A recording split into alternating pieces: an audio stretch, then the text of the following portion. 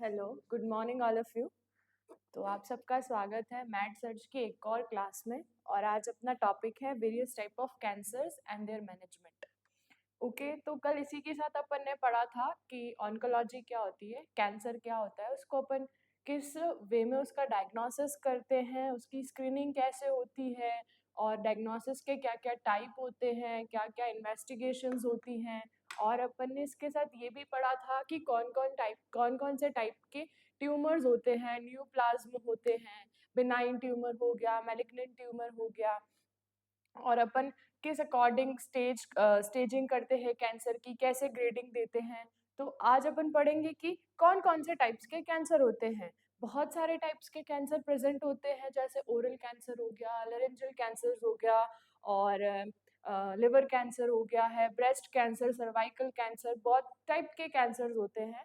तो ये सारी चीजें होती कैसे हैं, इनका ट्रीटमेंट क्या होता है, इनके रिस्क फैक्टर्स क्या होते हैं, इन चीजों से क्या क्या साइन प्रोड्यूस होते हैं, इनका क्लिनिकल मैनिफेस्टेशन क्या होता है, और इनका क्लिनिकल मैनिफेस्टेशन क्या होता है, अपन किस तरीके से इनको ट्रीट कर सकते हैं, अपन कौन कौन से ट्रीटमेंट देते हैं। जैसे कल अपन ने पढ़ा था रेडियोथेरेपी, कीमोथेरेपी। कीमोथेरेपी में कौन कौन सी ड्रग्स यूज होती है और इसका नर्सिंग मैनेजमेंट क्या होता है, और post operative care, pre operative care, आज अपन सब चीजें डिस्कस करते हैं। तो चलते हैं आगे। उसके अकॉर्डिंग जो अपना फर्स्ट टाइप का जो कैंसर है उसे कहते हैं ओरल कैंसर। ओरल कैंसर के अंदर जो भी माउथ कैविटी है या जो भी ओरल कैविटी है उसके अंदर कौन कौन सी चीजें कंसिस्ट होती है। फर्स्ट ऑफ ऑल अपन को ये पता होना चाहिए कि ओरल कैंसर के अंदर ओरल कैविटी में कौन कौन से कंपोनेंट्स होते हैं या फिर कौन कौन सी चीजें जो होते हैं वहां पे प्रेजेंट है। जैसे लिप्स हो गए, टंग हो गए, टीथ हो गया, हार्ड पैलेट, सॉफ्ट पैलेट, ये सारी चीजों से कैंसर, ये सारी चीजें में कैंसर हो सकता है। तो पढ़ते हैं oral cancer, abnormal, excessive and uncontrolled growth of the cell in the oral cavity is known as oral cancer। जैसे कल ही मैंने आपको बताया था कि कैंसर मतलब क्या होता है। कैंसर मतलब ये होता है कि एक सेल की एबनॉर्मल अनकोऑर्डिनेटेड टाइप से जो ग्रोथ होती है और एक्सेसिव ग्रोथ होती है, excessive number of cell division होते हैं, उसको कैंसर कहते हैं। तो अगर वही चीज अपनी ओरल कैविटी के अंदर होती है तो उसको अपन कहते हैं ओरल कैंसर। और ये जो ग्रोथ होती है वो एबनॉर्मल भी होती है, बहुत ज्यादा एक्सेसिव भी होती है, अनकंट्रोल्ड ग्रोथ होती है। किसकी? सेल की। किसमें? ओरल कैविटी में। उसको अपन ओरल कैंसर बोलते हैं। अब जैसे अपन ने कल भी डिस्कस किया था कि बहुत सारे रिस्क फैक्टर्स होते हैं, बहुत सारे फैक्टर्स रिस्पॉन्सिबल होते हैं। इटियोलॉजी जो मेन अपन ने डिस्कस करी थी, फिजिकल, केमिकल, बायोलॉजिकल, देन उसके बाद में अपन ने बहुत सारे रिस्क फैक्टर डिस्कस किए थे। तो रिस्क फैक्टर क्या क्या होते हैं? कोई फैमिली हिस्ट्री है जिसको ऑलरेडी ओरल कैंसर था, उस वो टोबैको चीव करता था, या फिर वो स्मोकिंग करता था, या फिर वो अल्कोहल कंज्यूम करता था, या कोई पास्ट फैमिली हिस्ट्री है, या फिर कोई प्रेजेंट फैमिली हिस्ट्री है जिसको ओरल कैंसर हो।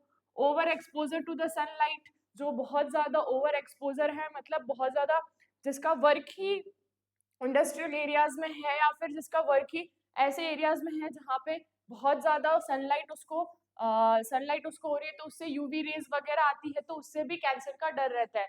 स्मोकिंग का मैंने आपको बोला ही था, टोबैको च्यूइंग, गुटखा चबाता है, उसकी वजह से इरिटेंट कॉज होता है, तो एबनॉर्मल ग्रोथ रहती है, एक्सेसिव सेल की ग्रोथ रहती है। अल्कोहलिज्म, पुअर ओरल हाइजीन, अगर आप अपनी ओरल कैविटी के अंदर अगर आप हाइजीन मेंटेन नहीं करते हो, जैसे ब्रश वगैरह और दोनों टाइम ब्रश करना, आप उसको ओरल हाइजीन को मेंटेन नहीं करते हो, तो भी एक तरह का वो रिस्क फैक्टर है। Age over 40 years, old ages में ज्यादा कैंसर होने के चांसेस हैं। ये चीज मैंने कल भी डिस्कस करी थी कि एज के अकॉर्डिंग जैसे एडवांस एज होती है वैसे वैसे कैंसर का भी होना ज्यादा रहता है, क्योंकि एडवांस एज के अंदर आके बहुत सारे जो यूथ है उनको अलग अलग चीजें ट्राई करने का, बहुत ड्रग्स वगैरह और अल्कोहलिज्म, स्मोकिंग वगैरह, ये सब चीजें ट्राई करने का, इन सब चीजों से प्लेजर मिलता है, then it's cause the cancer sex more than males, because males do that smoking, tobacco chewing. ऐसा नहीं है, बहुत सारे स्लम्स एरियाज में फीमेल्स वगैरह भी कंज्यूम करती है ये सारी चीजें, but rather than females it is more common in the male. Okay, तो ये सारे अपने रिस्क फैक्टर्स थे। देन नेक्स्ट आते हैं अपन टाइप्स। कौन कौन से टाइप्स होते हैं ओरल कैंसर के? तो एक तो है स्क्वामस सेल कार्सिनोमा एंड दूसरा है बेसल सेल कार्सिनोमा। मैंने कल भी ये चीजें डिस्कस करी थी कि स्क्वामस सेल क्या होता है और बेसल सेल क्या होता है। स्क्वामस सेल जो होता है वो आउटर लाइनिंग बनाता है हर बॉडी ऑर्गन की, outer line of every organ. जैसे स्टोमक हो गया, माउथ हो गया, माउथ के अंदर भी बहुत सारी स्क्वामस सेल होती है। स्क्वामस सेल मतलब फ्लैट सेल, वो बहुत सारी फ्लैट सेल्स प्रेजेंट होती है और ये जो होती है वो लाइनिंग का काम करती है। तो इसके अंदर ओरल कैंसर के अंदर इसका जो टाइप है वो है अपना squamous cell carcinoma. It is a most commonest type है, सबसे कॉमन टाइप है ओरल कैंसर का। कौन सा? Squamous cell carcinoma. Lower lip tongues are most lower lip tongue are its common sites are of this type. मतलब जो lips, lower lip है और टंग है, बहुत ज्यादा कॉमन साइट होती है। मैंने आपको पहले ही बोला था कि आउटर लाइनिंग बनाती है, तो लोअर लिप की और टंग की outer lining squamous cell carcinoma से होती है, तो वो लोअर लिप और टंग को ज्यादा इफेक्ट करता है। Approximately 90% of the oral cancer जो होता है वो स्क्वामस सेल कार्सिनोमा होता है।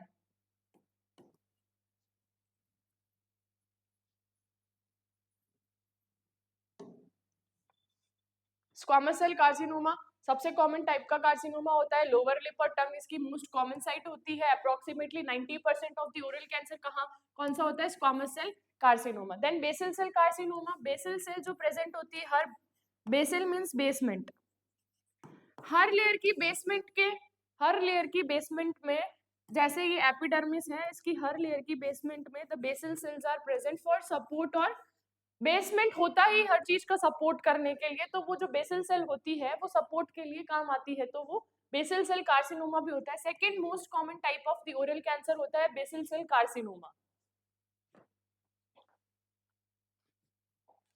तो ये चीज समझ आई है। टाइप है, दो टाइप के है, squamous cell carcinoma, basal cell carcinoma. Squamous cell carcinoma most common type का होता है। लोअर लिप और टंग इसकी मोस्ट कॉमन साइट होती है।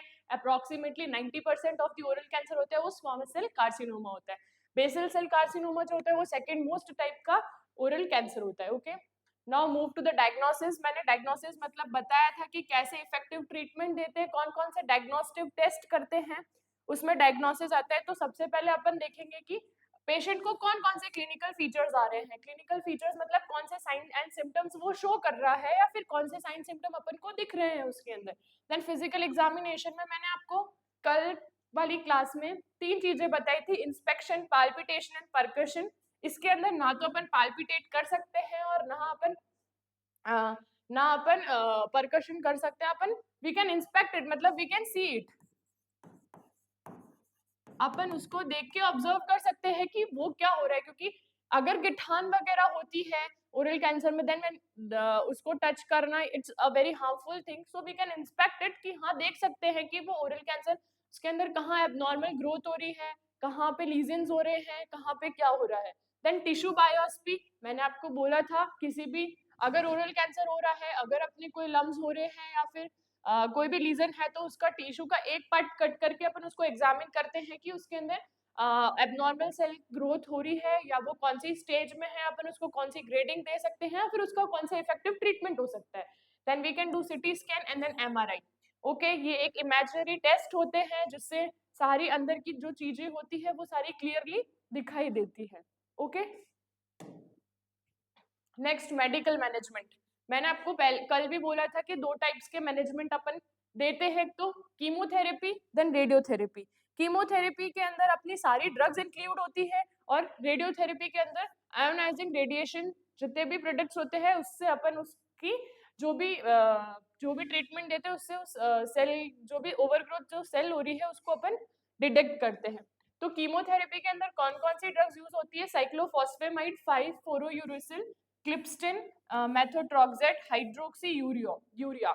ये सारी जो ड्रग होती है ये डीएनए के जो रेप्लिकेशन प्लस डीएनए का जो ट्रांसक्रिप्शन होता है उसके ऊपर वर्क करती है ताकि डीएनए बार बार रेप्लिकेट नहीं हो। डीएनए रेप्लिकेट नहीं होगा तो सेल डिवीजन नहीं होगा और सेल डिवीजन नहीं होगा तो ओवरग्रोथ नहीं होगी। ये खुद ही सेल अपने आप को ही डिस्ट्रॉय कर देती है। सेल डेथ प्रोग्राम जिसको कहते हैं, वो ये सारी कीमोथेरेपी वाली ड्रग्स जो होती है वो ये सारा फंक्शन परफॉर्म करती है। रेडियोथेरेपी के अंदर इंटरस्टिशियल रेडियोथेरेपी और एक्सटर्नल रेडियोथेरेपी के अंदर एक तो इंटरस्टिशियल रेडियोथेरेपी और एक्सटर्नल रेडियोथेरेपी। इसके अंदर ये होता है कि एक बीम होता है या फिर एक कोई भी सोर्स होता है, ब्रेकी थेरेपी करके कोई सोर्स होता है, उसको डायरेक्ट ही जो टिश्यू है या फिर जहां पे एबनॉर्मल ग्रोथ हो रही है डायरेक्टली वहां पे उसको प्लेस आउट कर दिया जाता है इंटरस्टिशियल के अंदर। इंटरस्टिशियल मतलब ये होता है कि डायरेक्ट ही जो भी सोर्स है उसको डायरेक्टली उस टिश्यू या फिर उस लीजन के अंदर रख दिया जाता है ताकि वहां की जो सेल है उसको डिस्ट्रॉय कर दिया जाए, उसकी जो एबनॉर्मलिटी है, उसकी जो एबनॉर्मल और एक्सेसिव ग्रोथ और अनकोऑर्डिनेट ग्रोथ को कम करने के लिए डायरेक्टली इंटरस्टिशियल रेडियोथेरेपी यूज करती है और करते हैं। और एक्सटर्नल बीम जो बाहर से जो सोर्स देते हैं, एक्सटर्नल मतलब बाहर, इंटरस्टिशियल मतलब अंदर, जो बाहर से जो बीम सोर्स देते हैं या बाहर से जो भी रेडियोथेरेपी करते हैं वो एक्सटर्नली जो चीजें हैं उनको डिस्ट्रॉय करती है, फिर एक्सटर्नली जो भी ओवर ग्रोथ हो रही है उन चीजों को डिस्ट्रॉय करती है। ओके, मेडिकल मैनेजमेंट के अंदर कीमोथेरेपी और रेडियोथेरेपी है।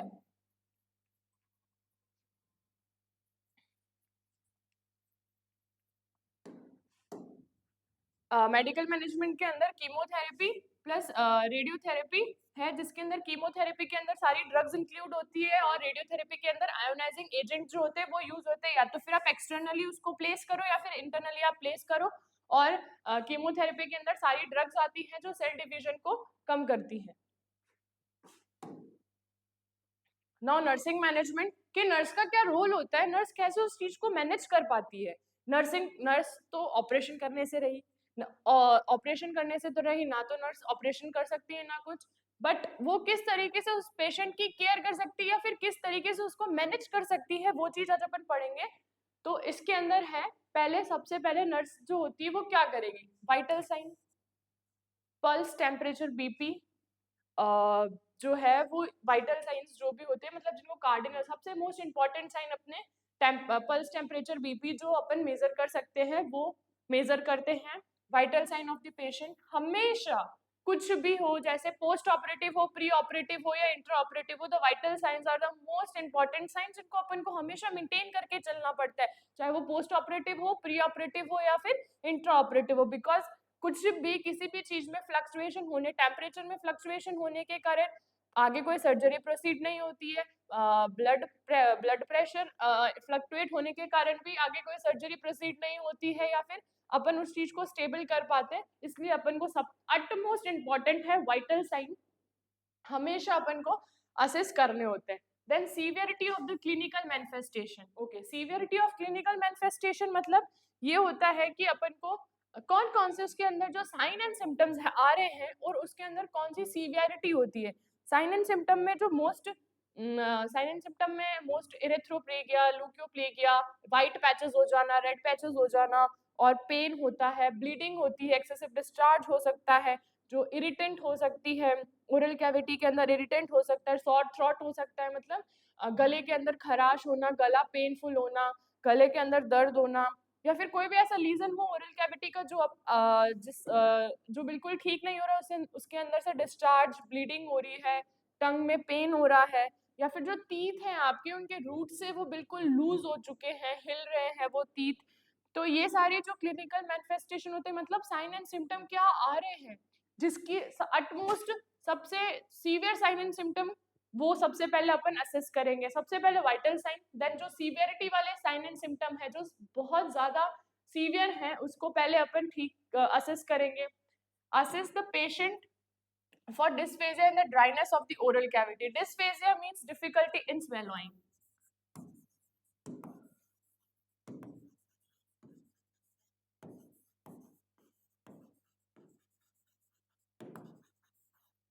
डिफिकल्टी इन swallowing, निगलने में, किसी चीज को निगलने में प्रॉब्लम हो रही है बिकॉज ओरल कैंसर है, ओरल कैविटी का कैंसर है। इट में भी माउथ में हो सकता है, पैलेट्स में हो सकता है, लिप्स में हो सकता है, टंग में हो सकता है, लैरिंजियल वॉइस बॉक्स तक जा सकता है। तो डिस्पेजिया हो सकता है, उसके बाद अपन को dryness of the oral cavity के मतलब बिल्कुल सूख रहा है गला, तो उस चीज को भी उस पेशेंट की उस चीज को भी असेस करेंगे। सबसे पहले vital sign, then severity of clinical manifestation, मतलब सबसे सीवियर साइन एंड सिम्टम कौन से आ रहे हैं, then assess the patient for dysphagia and the dryness of the oral cavity. Dysphagia मतलब डिफिकल्टी इन द स्वेलोइंग, और dryness of the oral cavity मतलब सूखा, मतलब गला सूख रहा हो, उसको भी अपन असेस करेंगे। Maintain the input and the output chart, कि अपन उसको कितना फ्लूइड दे रहे हैं और वो कितना फ्लूइड बाहर निकाल रहा है, वो भी मेंटेन करेंगे। If patient is unable to tolerate a solid diet and provide a semi solid diet और लिक्विड डाइट, अगर कोई पेशेंट है, ऑब्वियस बात है ओरल कैविटी में कैंसर है, आप खाओगे, आप चीज च्यूई करोगे, कुछ भी करोगे तो आपको डिफिकल्टी होगी, आप उस चीज को स्वेलो करोगे तो भी आपको डिफिकल्टी होगी। तो ये भी ध्यान रखना पड़ता है कि अगर वो सॉलिड डाइट को टॉलरेट नहीं कर पा रहा है या फिर उसको सॉलिड डाइट लेने में ही प्रॉब्लम हो रही है, तो उसको सेमी सॉलिड डाइट प्रोवाइड करवाओ। अगर वो भी उसको टॉलरेट नहीं हो रही, then it moves to the liquid diet, ताकि पेशेंट का इनपुट आउटपुट मेंटेन रहे, पेशेंट की स्ट्रेंथिलिटी मेंटेन रहे, पेशेंट की इंटीग्रिटी मेंटेन रहे, कि हाँ कि वो सारी चीजें प्रॉपरली है या नहीं है। If patient is unable to tolerate solid diet, then provide semi-solid and liquid diet. Administering analgesic drugs 1 hour before a meal to reduce the pain associated with the chewing and swallowing. Administrate करना analgesic drugs जो pain relief पर जो होती है, pain relief जो pen को कम करे, वो ड्रग्स देनी है। कब? 1 घंटे पहले, खाने से 1 घंटे पहले, ताकि वो जब भी खाए या पिए तो उसको दर्द नहीं हो, स्वेलोइंग में और च्यूइंग में उसको पेन नहीं हो। Administration all chemotherapeutic drug as prescribe by doctor using 5 hour rule. Okay, जो भी कीमोथेरेपेटिक ड्रग्स दे रखी है, जो भी कीमोथेरेपी में जितनी भी ड्रग्स दे रखी है डॉक्टर के प्रिस्क्रिप्शन से, वो ड्रग्स अपन को देनी है, वो ड्रग्स अपन को देनी है 5 hour रूल्स के according. 5 hour rules, right patient, right dose, right time, right doses, ये सारे जो 5 hour रूल्स होते हैं उनके according chemotherapy prescribe by doctor given to the patient. Okay, ये सारी चीजें समझ आए। नर्सिंग मैनेजमेंट में क्या करना है, फर्स्ट ऑफ ऑल अपन को वाइटल साइन असेस करने हैं, then severity of the sign and symptom, जो भी utmost severe sign and symptom आ रहे हैं उसको अपन को देखना है। देन उसके बाद में डिस्फेजिया हो रहा है पेशेंट को, या फिर उसको ड्राइनेस हो रही है ओरल कैविटी में, उसको भी अपन को असेस करना है। देन इनपुट आउटपुट चार्ट भी मेंटेन करना है। अगर जो पेशेंट है वो सॉलिड डाइट नहीं ले पा रहा है, then move to the semi solid और लिक्विड डाइट। देन एनाल्जेसिक उसको प्रोवाइड करवानी है 1 घंटा पहले, खाने से पहले, ताकि वो जब खाना खाए या फिर उस चीज को निगले तब उसको प्रॉब्लम ना हो या फिर उसको पेन ना हो। और सारी कीमोथेरेपेटिक ड्रग्स देनी है उसको, जो भी डॉक्टर ने जिस टाइम पे प्रिस्क्राइब करी हो। 5 hour रूल्स यही कहता है, जिस टाइम पे right patient, right dose, right time से पेशेंट को जो भी ड्रग्स है या फिर जो भी प्रिस्क्रिप्शन है वो प्रोवाइड करवाना। ओके, ये सारा जितना भी मैनेजमेंट है, ये मैनेजमेंट एक नर्स देखती है, एक नर्स को असेस करना होता है एक पेशेंट के लिए, ताकि वो उसकी थेरेपेटिक और वो जो रिहैबिलिटेशन वाली जो कंडीशन होती है वो ला सके। और है prepare the patient for radiotherapy as prescribe by doctor. अगर डॉक्टर ने ये प्रिस्क्राइब कर रखा है कि पेशेंट को रेडियोथेरेपी के लिए प्रिपेयर करना है, तो भी ये काम नर्स करेगी। Closely observe the patient for the side effect of chemotherapy and radiotherapy if present any inform the doctor.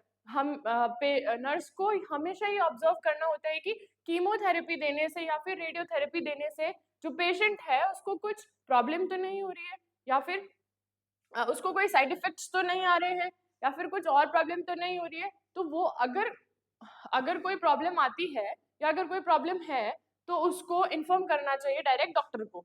Okay, start IV fluid for maintaining water and electrolyte prescribe by doctor. Okay, जो IV fluid होता है वो भी देना start कर देना चाहिए, और मेंटेन वाटर और इलेक्ट्रोलाइट भी प्रिस्क्राइब कर देने चाहिए एज बाय डॉक्टर ने अगर प्रिस्क्राइब कर रखे हो तो दे देने चाहिए। अब पेशेंट को क्या क्या एडवाइस करना है ओरल कैंसर के अंदर। Advise the patient not to use tobacco, because tobacco एक तरह का इरिटेंट है जो जाके म्यूकोसल की जो कैविटी होती है उसके अंदर जाके वो इरिटेट करता है। अल्कोहल भी पिएंगे तो भी ओरल कैविटी में प्रॉब्लम है। अगर स्मोक करते हो तो भी कोई ना कोई कार्सिनोजेंस जो होते हैं वो ओरल कैविटी के म्यूकोजा लेयर, चाहे स्क्वामस सेल कार्सिनोमा हो, चाहे बेसल सेल कार्सिनोमा हो, या फिर उसकी कवरिंग हो, उसको जाके इरिटेट कॉज करेंगे। देन वहां पे एबनॉर्मल एक्सेसिव ग्रोथ होगी और उस वजह से क्या कॉज होगा? Oral cancer. Not to use on hot and spicy food. Obvious बात है, अगर आपके ओरल कैविटी में अगर आपको ओरल कैंसर है तो वहां पे बहुत सारे लीजन्स पाए जाएंगे और वो लीजन्स ब्लीड भी कर सकते हैं। दे में बी ब्लीड, दे में बी डिस्चार्ज। तो अगर अपन वहां पे कोई गर्म खाना खाते हैं या फिर वो स्पाइसी फूड खाते हैं तो वो अगर अपन इनटेक करते हैं तो वहां पे अपन को जलन होगी, वहां पे वो ब्लीड करने के चांसेस ज्यादा होंगे, या क्या पता हो आपके फूड लेने से या फिर किसी चीज को खाने से वो चीज कहीं और ट्रांसफर हो जाए, उस चीज से और इन्फेक्शन बढ़ जाए। तो उस चीज का भी अपन को ध्यान रखना है। तो इसलिए हॉट एंड स्पाइसी फूड नहीं लेने। For maintaining adequate personal hygiene, oral hygiene हमेशा मेंटेन करनी चाहिए। Oral hygiene should be maintained. Reassure the patient and his family members to provide emotional support. It is the most important thing to provide emotional support to the patient who is having a cancer or oral cancer. Okay. Surgical management अपन क्या देंगे? For the treatment, medical management हो गया अपना, surgical management अपन ये देंगे for the treatment of oral cancer given surgery local incision of the small tumour. अगर कहीं पे भी स्मॉल ट्यूमर है, लोकल इंसिजन, अगर कहीं पे भी अपना स्मॉल ट्यूमर है या फिर कुछ भी है तो उसको रिमूव कर सकते हैं।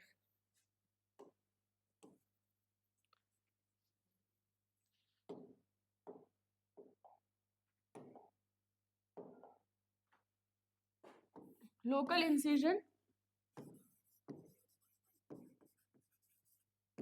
Removal of a tumour. कोई भी स्मॉल ट्यूमर प्रेजेंट है तो लोकल इंसिजन मतलब removal of the small tumour. Maxillectomy मतलब मैक्सिला जो बोन होती है वो अपर बोन होती है, अपर जॉ की बोन होती है, अगर वहां पे कैंसर है तो रिमूवल ऑफ अपर जॉ। अब अपर जॉ के साथ साथ पे भी बहुत सारी चीजें जो होती है उस चीजों जहाँ पे भी कैंसर है या फिर जहाँ पे भी कैंसर के अलावा जो भी हेल्दी टिश्यूज है वो सारी चीजें भी रिमूव होगी। ये एक सर्जरी होती है जिसके अंदर मैक्सिला और अपर जॉ जो होता है वो रिमूव होता है। ठीक है। देन मैंडिबुलेक्टॉमी भी वही होती है, मैंडिबल जो मूवेबल बोन होती है, मैंडिबुलेक्टॉमी भी वही होती है, removal of mandible.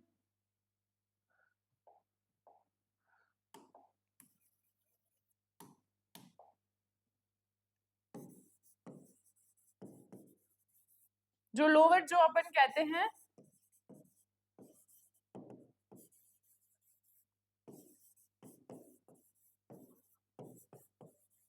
Lower jaw के साथ साथ अपना लिप्स, लोअर लिप्स भी आ सकता है, टीथ में जो जॉज है, गम्स है, वो भी आ सकते हैं। ग्लोसोटॉमी और लेरेंजेक्टॉमी, ग्लोसोटॉमी मतलब removal of the tongue, tomy removes to the removal. Okay. जो टॉमी वर्ड होता है मतलब रिमूवल होता है। यहाँ पे ये एक सर्जरी का पार्ट है जहाँ पे चीजें रिमूव की जाती है, या फिर अगर आपकी टंग में ही कैंसर है तो उसमें ग्लॉसिज्यूक्टॉमी करते हैं। ग्लॉसी वर्ड जो रिफर्स होता है वो टंग के लिए होता है, लेरेंजियल जो होता है वो वॉइस बॉक्स के लिए, वॉइस बॉक्स के लिए डिनोट आता है, जिसको लेरेंजियल कहते हैं। अगर वहां पे कैंसर है तो लेरेंजेक्टॉमी कर दी जाती है। टॉमी जो वर्ड होता है वो वर्ड होता है रिमूवल के लिए, एक सर्जरी का पार्ट होता है ये। और रेडियल नेक डिस्टेंशन मतलब,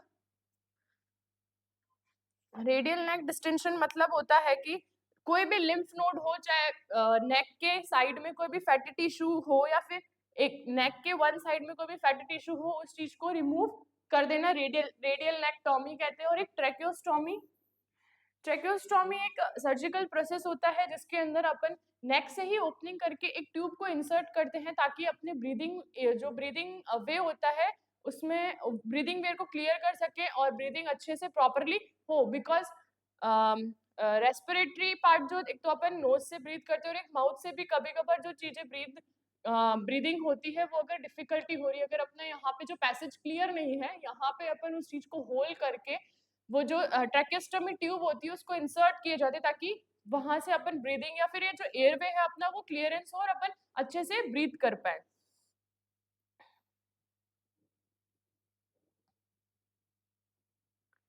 विंड पाइप के अंदर अपनी ओपनिंग कर दे ताकि अच्छे से एक फैसिलिटेड ब्रीदिंग अपनी हो सके। Okay, nursing management for the surgical patient की जो नर्सिंग मैनेजमेंट है, या फिर अपन सर्जिकल पेशेंट को क्या क्या नर्सिंग मैनेजमेंट दे सकते हैं। First of all, assess the vital sign, मैंने आपको पहले भी बोल रहा था, और जनरल हेल्थ स्टेटस असेस करना है कि उसका जनरल हेल्थ स्टेटस है क्या अभी।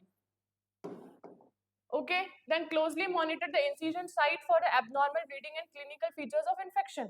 जो भी अपन ने सर्जरी करी है उसका जो भी इंसिजन का जो साइट है उसके अंदर कोई एबनॉर्मल ब्लीडिंग तो नहीं हो रही है, या फिर उसके अंदर कौन कौन से साइन सिम्टम आ रहे हैं, इन्फेक्शन का कौन कौन सा साइन सिम्टम आ रहा है, उसको भी अपन को क्लोजली मॉनिटर करना है।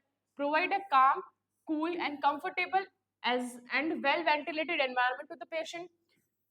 पेशेंट का जो आसपास का जो वातावरण होना चाहिए वो शांत होना चाहिए, कूल होना चाहिए, कंफर्टेबल होना चाहिए पेशेंट, और एक वेंटिलेटेड होना चाहिए, सफोकेटेड नहीं होना चाहिए। वेंटिलेशन मतलब विंडोज वगैरह होनी चाहिए और अच्छे से वेंटिलेटेड होना चाहिए एनवायरनमेंट, ताकि पेशेंट सही फील कर सके या पेशेंट को कोई डिस्कम्फर्ट ना हो। Assess the respiratory pattern and administer artificial oxygen if required. Okay, respiratory जो पैटर्न होता है वो भी मेंटेन करना बहुत जरूरी होता है एक पेशेंट को, और अगर आर्टिफिशियल ऑक्सीजन अगर चाहिए है तो अपन को वो भी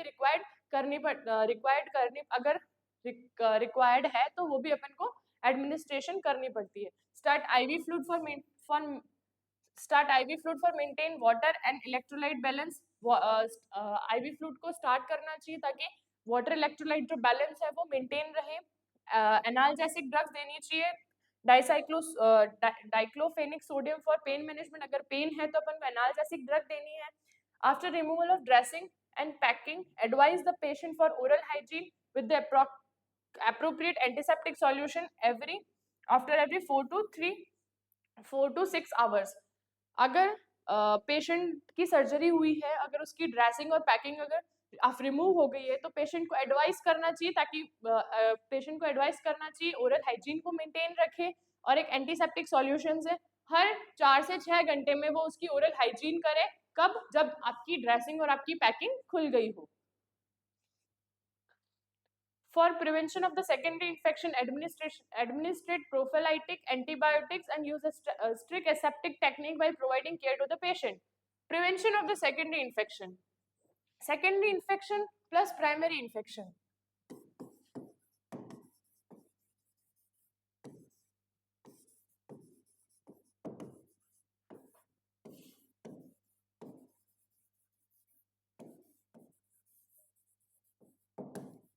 सेकेंडरी इन्फेक्शन और प्राइमरी इन्फेक्शन में क्या डिफरेंस होता है? प्राइमरी इन्फेक्शन के अंदर specific pathogen will be present.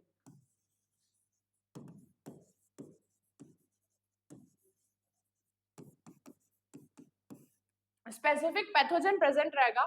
अगर स्पेसिफिक पैथोजन है और अगर किसी भी पेशेंट को अपन ने एडमिट करा है हॉस्पिटल में या फिर हॉस्पिटलाइजेशन किया है किसी भी वजह से, और अगर वहां पे कोई भी प्रोसीजर हुआ है और वो प्रोसीजर अनएसेप्टिक टेक्निक से हुआ है या फिर उसके अंदर सेप्टिक टेक्निक यूज नहीं करी है या फिर किसी और प्रॉब्लम की वजह से या फिर उनकी नेग्लिजेंसी की वजह से या फिर माल प्रैक्टिस की वजह से कुछ भी प्रॉब्लम हुई है, और अगर कुछ और इन्फेक्शन प्रोड्यूस हो जाता है, नोसोकोमल इन्फेक्शन हो जाता है, then it will convert into the secondary infection.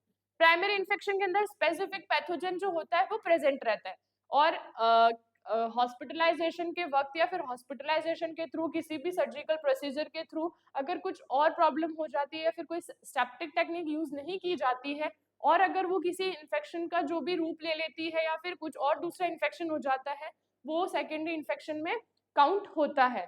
ठीक है, तो प्रिवेंशन ऑफ सेकेंडरी इन्फेक्शन के लिए administrating prophylactic antibiotics. Secondary infection को प्रिवेंट करने के लिए अपन को प्रोफाइलैक्टिव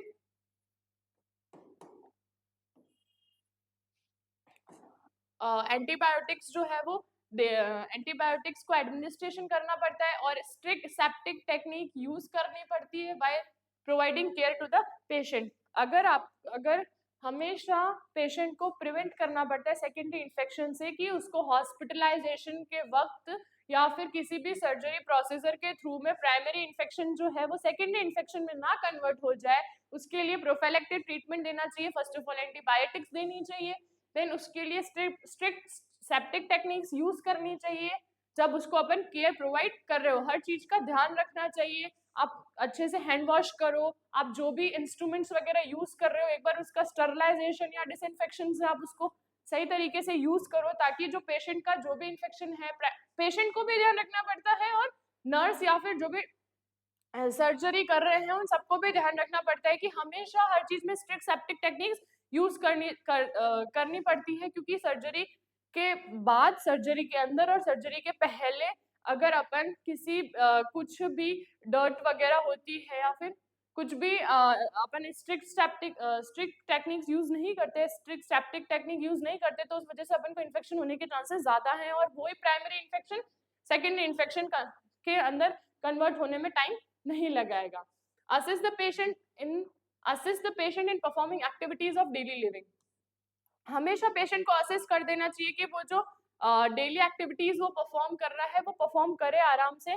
कोई भी चीजों में जो डेली एक्टिविटीज वो परफॉर्म कर रहा है उसके अंदर कोई प्रॉब्लम नहीं हो, और वो जो डेली एक्टिविटीज वो परफॉर्म करे उसको परफॉर्म करते रहना चाहिए। प्रिवेंशन ऑफ बैड सोर, change in the possible position of the patient after 2 hours and provide comfortable device such as extra pillow, air mattress, water mattress are required। Bad सोर मतलब अगर कोई भी पेशेंट है, इमोबलाइज हो गया है या फिर कैंसर की सर्जरी वगैरह हुई है, तो उससे वो पेशेंट काफी दिन तक हॉस्पिटलाइजेशन रहा है और हॉस्पिटल्स के बेड पे लेटा हुआ है, तो उसको इन एवरी 2 घंटे में पोजीशन चेंज करनी पड़ती है। बिकॉज ऑफ फ्रिक्शन की वजह से, मॉइस्चर की वजह से आपके बैड सोर मतलब छाले या फिर लीजन हो सकते हैं, इसलिए हर 2 घंटे में पोजीशन को चेंज करना, प्रोवाइड कंफर्ट डिवाइस में एक्स्ट्रा पिलो, एक्स्ट्रा मैट्रेस या फिर सॉफ्ट मैट्रेस या फिर जो वाटर मैट्रेस जो यहाँ लिखा है वो प्रोवाइड करवाना जरूरी होता है। Okay, during 7 to 10 days after surgery, nothing by mouth should be given to the patient to allow for healing। When healing has occurred and tracheostomy tube have been removed, start oral feeding। In starting, clear fluid diet should be given, gradually increase in the consistency of the diet। Okay, during 7 to 10 days after surgery, nothing by mouth should be given to the patient and allow for healing। मतलब 7 से 10 दिन तक surgery जो हुई है उसमें अपन नील bye mouth रखेंगे, nothing bye mouth कुछ भी नहीं देना है मुंह से, और ताकि पेशेंट जो उसके गांव है वो जल्दी से भरे। और अगर जब भी हीलिंग चालू होगी और जो ट्रैकेस्टोमी ट्यूब अपन ने लगाई थी अगर वो रिमूव हो गई है तो ओरल फीडिंग स्टार्ट करें। ओरल फीडिंग के अंदर भी अपन को जो लिक्विड डाइट देनी है वो बिल्कुल क्लियर होनी चाहिए और एकदम फ्लूइड डाइट होनी चाहिए, और धीरे धीरे उसकी जो कंसिस्टेंसी है डाइट की फिर वो धीरे धीरे बढ़ाएं। अगर एकदम से चीजें अपन बढ़ाते हैं या फिर एकदम से अगर अपन ध्यान नहीं रखते हैं, एकदम से अपन खाना दे देते हैं या फिर कुछ देते हैं, तो जो हीलिंग प्रोसेस है वो वहीं पे स्टॉप हो जाती है। प्लस वहां पे अगर कुछ खाने का या फूड आइटम्स कुछ भी लिक्विड डाइट भी देते हैं, अगर वो वहां पे स्टक कर जाता है, वहां पे रुक जाता है, तो वहां पे और ज्यादा इन्फेक्शन होने के चांसेस रहते हैं। Reassure the patient and his relative and provide emotional support. एक बार रीअश्योर कर लो कि पेशेंट और उसके रिलेटिव है उसको इमोशनल सपोर्ट प्रोवाइड करवाया। एक बार रीअसेस भी करना चाहिए और reassure the patient and his relative and provide emotional support. Okay, provide rehabilitative services as per as requirement of the patient. After surgery emotional support में भी प्रोवाइडेड। रिहैबिलिटेशन सर्विसेज मतलब वापस उसी स्थिति में लाने के लिए सर्विसेज प्रोवाइड की जाती है पेशेंट को। ओके, तो ये था अपना nursing management. First of all अपन को सारी वाइटल्स और जो भी उसका जनरल हेल्थ स्टेटस है वो मेंटेन करना पड़ता है। कोई भी इंसिजल जो साइट होती है जहाँ पे एबनॉर्मल ब्लीडिंग हो रही हो या फिर क्लिनिकल फीचर्स ऑफ इन्फेक्शन उसको क्लोजली मॉनिटर करना पड़ता है। पेशेंट को अच्छा एनवायरनमेंट प्रोवाइड करवाना पड़ता है और रेस्पिरेटरी पैटर्न है उसको मेंटेन करना पड़ता है, उसको असिस्ट करना पड़ता है, और अगर आर्टिफिशियल ऑक्सीजन की भी जरूरत है तो उसको वो भी प्रोवाइड की जाती है। और आईवी फ्लूइड भी स्टार्ट कर देना चाहिए, ताकि water electrolyte imbalance, water electrolyte जो बैलेंस है उसको अपन इम्बैलेंस है उसको बैलेंस कर सके। एडमिनिस्ट्रेशन एनाल्जेसिक, ताकि उसको पेन में रिलीफ हो सके।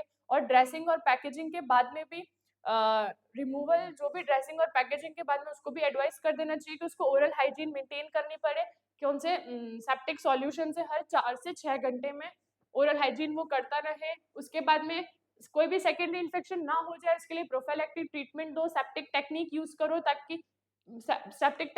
करो ताकि उसको कोई सेकेंडरी इन्फेक्शन ना हो जाए। उसकी जो भी डेली एक्टिविटीज है उसको असिस्ट करते रहो। बैड सोर से प्रिवेंट करने के लिए हर 2 घंटे में पोजीशन चेंज करो उसकी, और उसको अच्छा provided comfortable device such as extra pillow, air mattress और वाटर मैट्रेस उसको रिक्वायर्ड करो। ड्यूरिंग सर्जरी के 7 से 10 दिन आफ्टर सर्जरी उसको नील बाय पर माउथ रखो। अगर उसको आप कोई भी डाइट दे रहे हो तो उसकी धीरे धीरे कंसिस्टेंसी बढ़ाओ और उसको क्लियर लिक्विड डाइट दो। देन उसके बाद में पेशेंट को और उसके फैमिली मेंबर्स हैं जो भी रिलेटिव्स, उसको रीअश्योर करो ताकि वो उसको family support, emotional support provide कर सके, और उसको पुनः वापस वैसी ही स्थिति में लाने के लिए मतलब रिहैबिलिटेटिव सर्विस उसको दो, ताकि पेशेंट वापस वैसी ही कंडीशन में आ जाए जैसे वो पहले था, मतलब नॉर्मल कंडीशन, वो अच्छे से ठीक हो जाए, उसको अच्छा सा ट्रीटमेंट मिल जाए, वो प्रिवेंशन कर सके और उसको वापस रिहैबिलिटेटिव, उसकी हेल्थ को प्रमोट करने के लिए रिहैबिलिटेटिव सर्विसेज उसको दो। नेक्स्ट अपन चलते हैं nursing care of tracheostomy. Tracheostomy मैंने आपको बताया एक सर्जिकल प्रोसीजर है जहाँ पे एक ओपनिंग क्रिएट की जाती है नेक पे, ताकि विंड पाइप के थ्रू अपन फैसिलिटेटेड ब्रीदिंग उसको अच्छे से प्रोवाइड करवा सकें। ओके, तो उसके लिए भी सबसे पहले अपन को वाइटल साइन असेस करनी है, जनरल हेल्थ स्टेटस असेस करना है, उसका ब्रीदिंग पैटर्न क्या है वो भी अपन को सही से असेस करना है कि उसकी जो ब्रीदिंग है वो सही से प्रॉपर्ली वो ब्रीदिंग ले पा रहा है क्या, उसकी जो ऑक्सीजन SpO2 सैचुरेशन वगैरह है वो सही है या नहीं है। Administrating analgesic drugs to relieve the pain in the surgical incision, analgesic provide करवाना है ताकि पेन के अंदर उसको रिलीफ मिले। प्रोवाइड कंफर्ट फाउलर पोजीशन होती है फाउलर पोजीशन, इसमें भी 2 टाइप की होती है, एक तो 90 डिग्री और एक 45 डिग्री और 35 डिग्री की फाउलर पोजीशन होती है।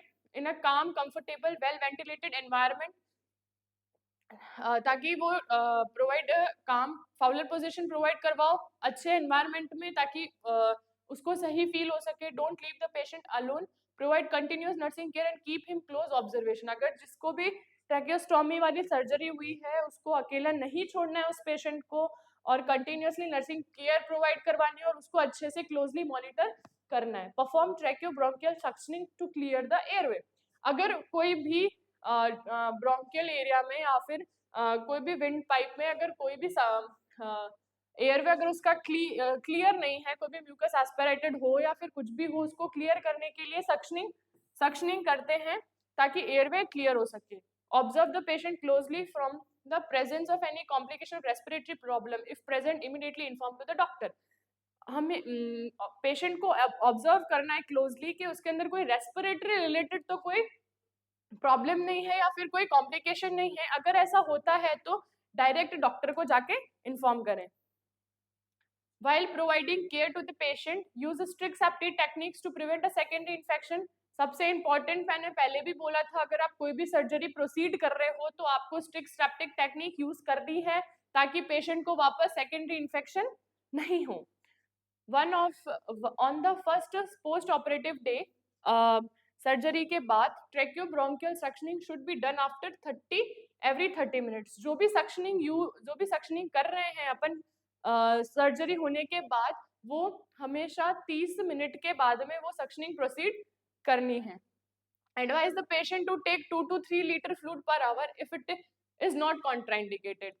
पेशेंट को एडवाइस करना है कि 2 से 3 लीटर जो पानी है या फिर जो फ्लूइड है वो लेवे, अगर वो कॉन्ट्राइंडिकेटेड नहीं है। अगर सर्जरी के थ्रू कॉन्ट्राइंडिकेटेड कर दिया गया है कि आपको फ्लूइड या फिर आपको कुछ भी डाइट वगैरह या आपको फ्लूइड भी नहीं लेना है तो आप वो नहीं लोगे। अगर कॉन्ट्राइंडिकेटेड नहीं है देन आपको 2 से 3 लीटर फ्लूइड डाइट लेनी है और स्टार्ट IV फ्लूइड अगर चाहिए हो, अगर रिक्वायर्ड है तो। Skin surrounding the stoma should be kept the clean. जो भी स्टोमा अपन ने किया है, जो भी ओपनिंग अपन ने की है उसके सराउंडिंग को क्लीन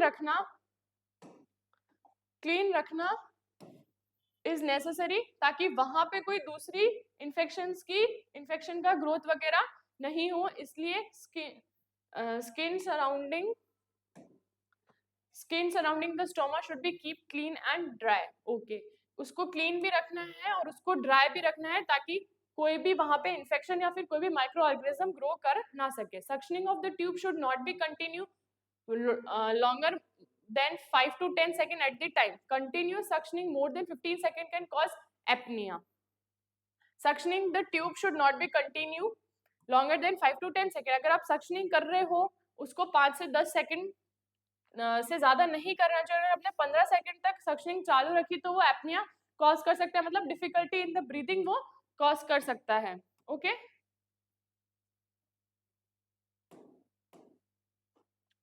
अवॉइड वर्गरस सक्शनिंग और ऑफ द ट्यूब। वर्गरस मतलब होता है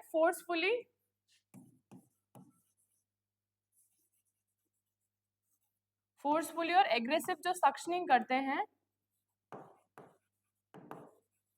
वो आपको नहीं करनी है। Suctioning catheter which is used for suctioning should be smooth and much smaller than the tube. जो भी आप सक्शनिंग कैथेटर यूज कर रहे हो वो स्मूथ होनी चाहिए और जो ट्यूब है उससे छोटी होनी चाहिए, ताकि सक्शनिंग प्रॉपरली हो, जो भी पेशेंट है उसको कोई डिस्कम्फर्ट प्रोवाइड ना हो। In the post-operative period, oral feeding should be started when the gag reflex is present. In starting, clear food should be given and consistency should be increased gradually and intolerance of the patient. Gag reflex मतलब ये होता है कि अगर अपन ने कोई भी surgery वगैरह की है उसके अंदर आप डायरेक्टली जो आप पानी वगैरह दे रहे हो कि वो पानी पी रहा है या नहीं पी रहा है, उसमें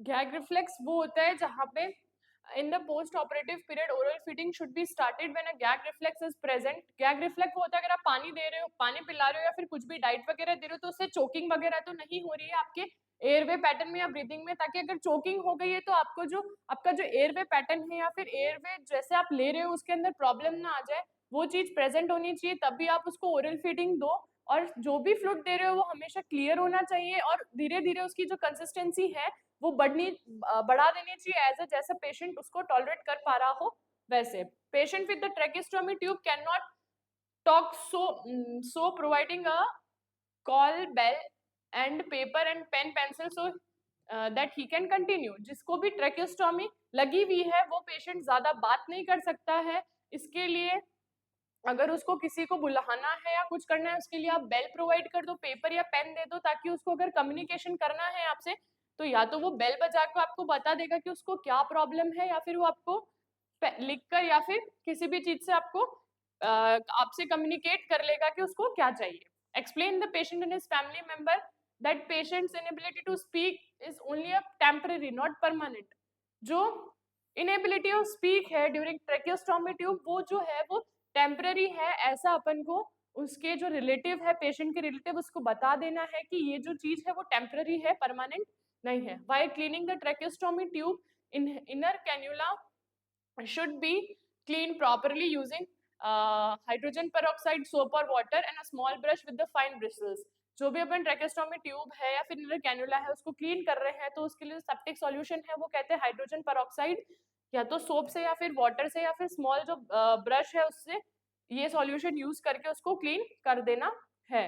इफ द पेशेंट और his family members ask any question then listen him with the patience and clarity their doubts in their friendly manner. अगर किसी भी पेशेंट के फैमिली रिलेटिव्स को अगर कुछ भी डाउट होता है या कुछ भी है तो उसको एज अ फ्रेंडली मैनर में जाके आपको क्लियर करना है। reassure the patient and his family member and provide emotional support। वही है ट्रैकेस्टोमी सर्जरी हुई है, आपको वो पेशेंट बहुत ज्यादा डरा हुआ है, बहुत ज्यादा घबराया हुआ है, तो आपको उसको एक इमोशनल सपोर्ट वगैरह देना है। तो अपन ने ट्रैकेस्टोमी की केयर करिए, वाइटल साइन और हेल्दी स्टेटस असेस करना है, देन एनाल्जेसिक ड्रग्स देनी है, कंफर्टेबल पोजीशन देनी है, वेंटिलेटेड एनवायरनमेंट देना है, पेशेंट को क्लोजली मॉनिटर करना है, पेशेंट को अकेला नहीं छोड़ना है, उसकी जो सक्शनिंग है उस सक्शनिंग करनी है, अगर उसका एयरवे क्लियर नहीं है तो पेशेंट को कोई भी रेस्पिरेटरी प्रॉब्लम है तो सबसे पहले जाके डॉक्टर को इन्फॉर्म करना है, पेशेंट को स्ट्रिक्ट सेप्टिक टेक्निक के थ्रू जो भी सेकेंडरी इन्फेक्शन है उससे प्रिवेंट करना है, जो भी first operative on the first operative day है उसके अंदर जो सक्शनिंग है वो हर 30 मिनट में करनी है, पेशेंट को 2 से 3 लीटर फ्लूइड लेना है, कब जब वो कॉन्ट्राइंडिकेटेड नहीं हो, और स्टार्ट करना है आईवी फ्लूइड, स्किन के अराउंड जो भी स्टोमा है उसको क्लीन और ड्राई रखना है, और जो सक्शनिंग है वो 15 सेकंड से ज्यादा नहीं होनी चाहिए, या फिर इसमें तो 5 से 10 सेकंड ही दे रखी है, अगर ज्यादा होगी तो एपनिया के चांसेस ज्यादा है। फोर्सफुली और एग्रेसिव सक्शनिंग नहीं करनी है, जो भी सक्शनिंग कैथेटर है उसकी सक्शनिंग कैथेटर बहुत स्मूथ होना चाहिए और स्मॉलर होना चाहिए ट्यूब से। देन जो भी पोस्ट ऑपरेटिव है उसके अंदर अगर गैग रिफ्लेक्स प्रेजेंट है तो ही आप ओरल फीडिंग स्टार्ट कीजिए, और जो भी ओरल फीडिंग स्टार्ट कर रहे हैं उसके अंदर जो फ्लूइड होना चाहिए वो क्लियर होना चाहिए, गैग रिफ्लेक्स मतलब चोकिंग नहीं होनी चाहिए, अगर आप कोई भी चीज दे रहे हो, कोई भी चीज पिला रहे हो, उससे अगर चोकिंग होती है तो आगे प्रॉब्लम होती है ब्रीदिंग के अंदर, और धीरे धीरे उसकी कंसिस्टेंसी को बढ़ाएं, एकदम ही कंसिस्टेंसी को ना बढ़ाए एज अ पेशेंट, अगर उसकी पेशेंट की टॉलरेंस पावर है तो patient with the tracheostomy tube not patient जो भी ट्रेकोस्टोमी सर्जरी से है उसको ज्यादा बात नहीं करने देना, अगर उसको बुलाना है या फिर उसको कुछ काम है आपसे तो उसको बेल पेपर पेन या कुछ भी प्रोवाइड करवा दे ताकि वो आपसे कम्युनिकेट कर सके। एक्सप्लेन पेशेंट कि ये जो इनेबिलिटी ऑफ स्पीकिंग है वो टेम्पररी है, परमानेंट नहीं है, आफ्टर ट्रेकोस्टोमी रिमूवल जब भी वो इंसिजन ठीक होता है तब वो पेशेंट है वो बोल सकता है, और जो ट्रेकोस्टोमी ट्यूब है या फिर जो भी इनर कैन्युला है उसको H2O2 सोप से या फिर वाटर या फिर स्मॉल ब्रश से आप उसको क्लीन कर सकते हैं, और जो भी पेशेंट या फिर पेशेंट की फैमिली को क्वेरी है आप उसको एज अ फ्रेंडली मैनर में समझाएं और उसको इमोशनल सपोर्ट प्रोवाइड करें।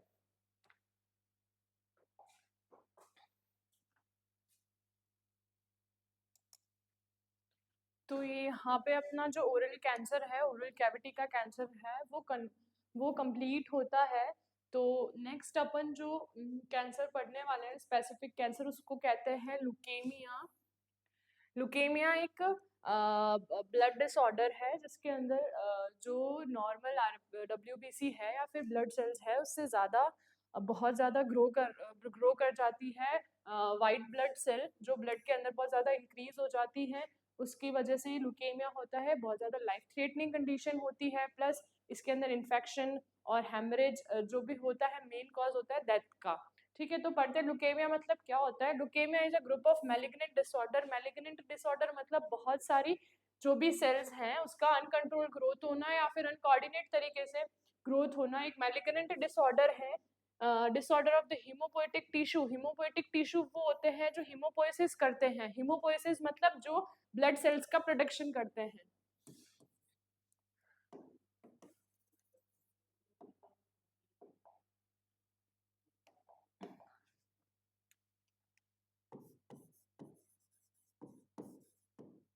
Haemopoietic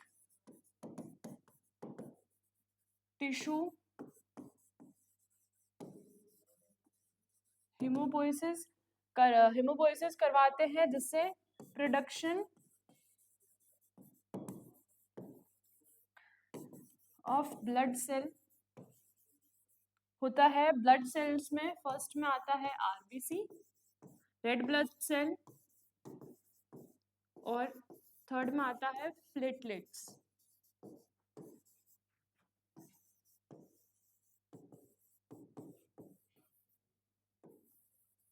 red blood cell, white blood cell जिनको अपन आरबीसी और डब्ल्यूबीसी बोलते हैं। ओके, ये भी अलग अलग रेंजेस में प्रेजेंट होती हैं।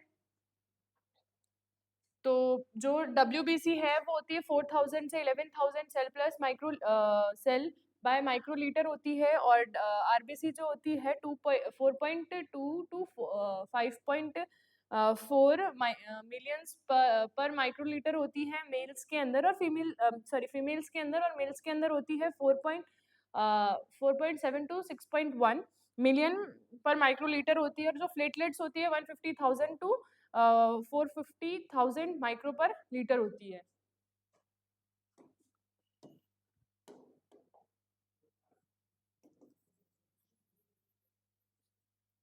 इनकी नॉर्मल रेंज देख लेते हैं एक बार अपन।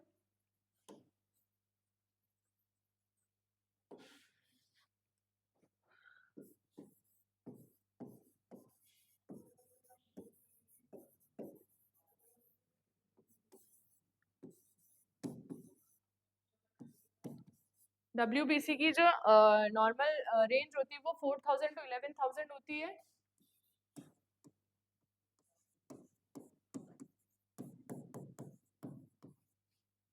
इलेवन थाउजेंड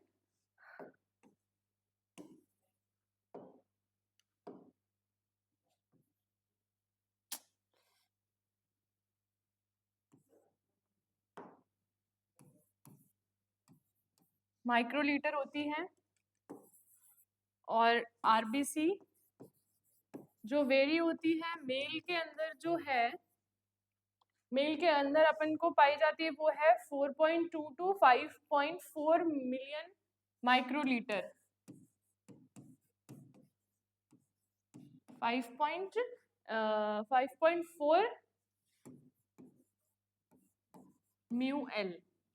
और जो फ्लेट ये मेल्स के अंदर है, और फीमेल्स के अंदर जो है वो है, सॉरी ये मेल्स के अंदर है,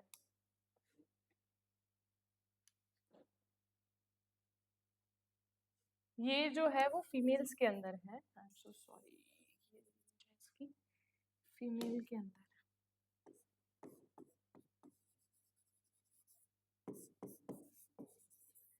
और मेल के अंदर जो रेंज है वो है अपनी 4.2 to 4.7 to 6.1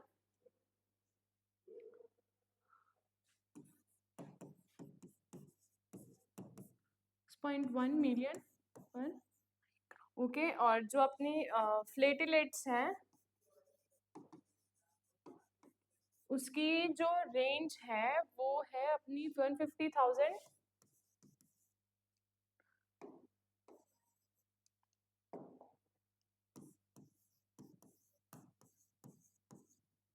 150,000 to 450,000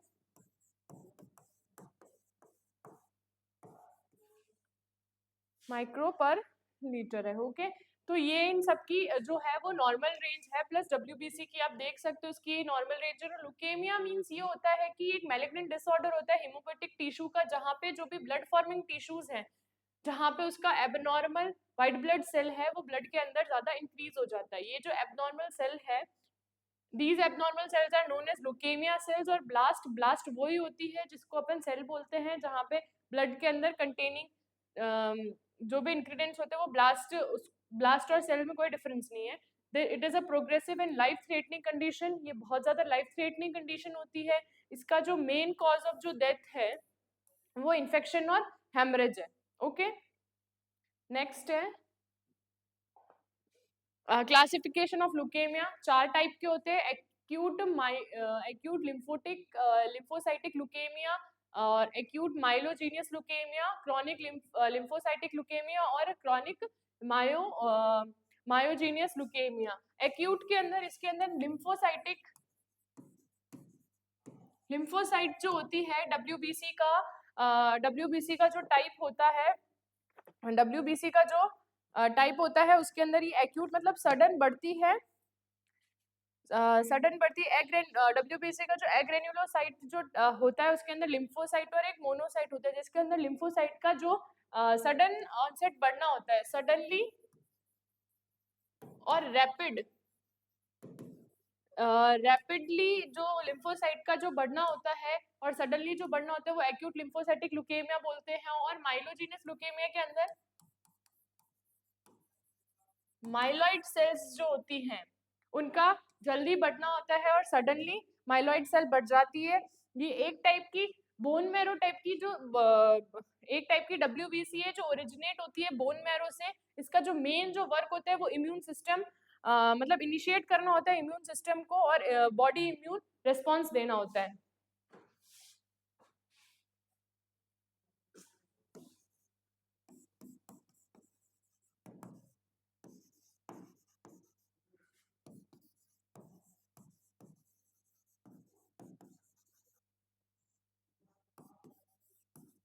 initiate the body immune system.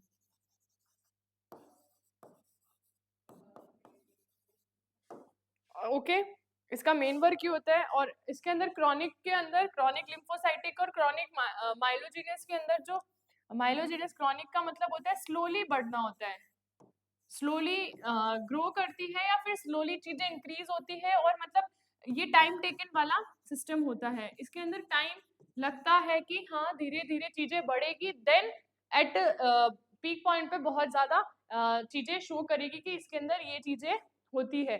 समझ में आ गया? क्लासिफिकेशन ऑफ ल्यूकेमिया के अंदर 4 टाइप होते हैं: acute lymphocytic leukaemia, acute myelogenous leukaemia, chronic lymphocytic leukaemia और क्रॉनिक माइलोजेनियस ल्यूकेमिया। अब अपन इनकी डिटेल्स देखते हैं। टाइप्स ऑफ ल्यूकेमिया के अंदर acute lymphocytic leukemia, it is also known as acute lymphoblastic leukemia or acute lymphoid leukemia. In this type of leukemia there is overproduction of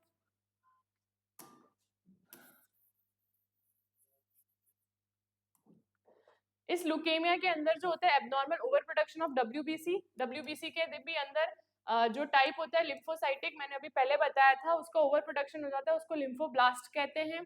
तो और this abnormal WBC cause alteration in the production of a normal WBC, RBC, WBC and platelets। जो ये abnormal जो production होता है WBC के अंदर जो लिम्फोसाइट्स का, उसके अंदर ये अल्ट्रेशन कर देती है सारी ब्लड सेल्स का, सारी ब्लड सेल्स के अंदर फिर एबनॉर्मल प्रोडक्शन होने लग जाती है। जितनी रेंज है उससे ज्यादा रेंज मैंने आपको अभी बताई थी, इनसे ज्यादा प्रोडक्शन करने लग जाती है। अगर WBC ज्यादा प्रोडक्शन कर रही है तो इन सब की जो भी प्रोडक्शन जो रेट होती है वो ज्यादा इंक्रीज हो जाती है।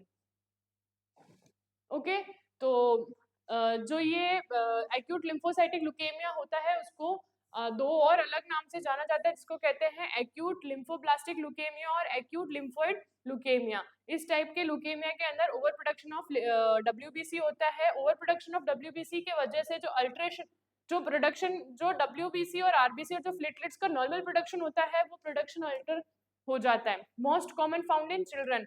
ये इस टाइप की जो ल्यूकेमिया, इस टाइप का जो कैंसर होता है वो मेनली चिल्ड्रंस में ज्यादा पाया जाता है। ओके, एक्यूट माइलोजेनियस ल्यूकेमिया मैंने आपको बोला था, इसके अंदर माइलॉइड जो सेल्स होती है उनका प्रोडक्शन बढ़ जाता है, वो भी अचानक बढ़ता है और तेजी से बढ़ता है। It is also known as acute non lymphoblastic leukaemia और acute myeloid leukaemia. Most common acute leukaemia होता है ये found in adults, although it is very rare disorder. ये सबसे रेयर डिसऑर्डर होता है, जो भी फाउंड होता है वो एडल्ट्स में होता है, और इसको और अलग नाम से इसका और दूसरा नाम होता है एक्यूट नॉन लिम्फोब्लास्टिक ल्यूकेमिया और एक्यूट माइलॉइड ल्यूकेमिया।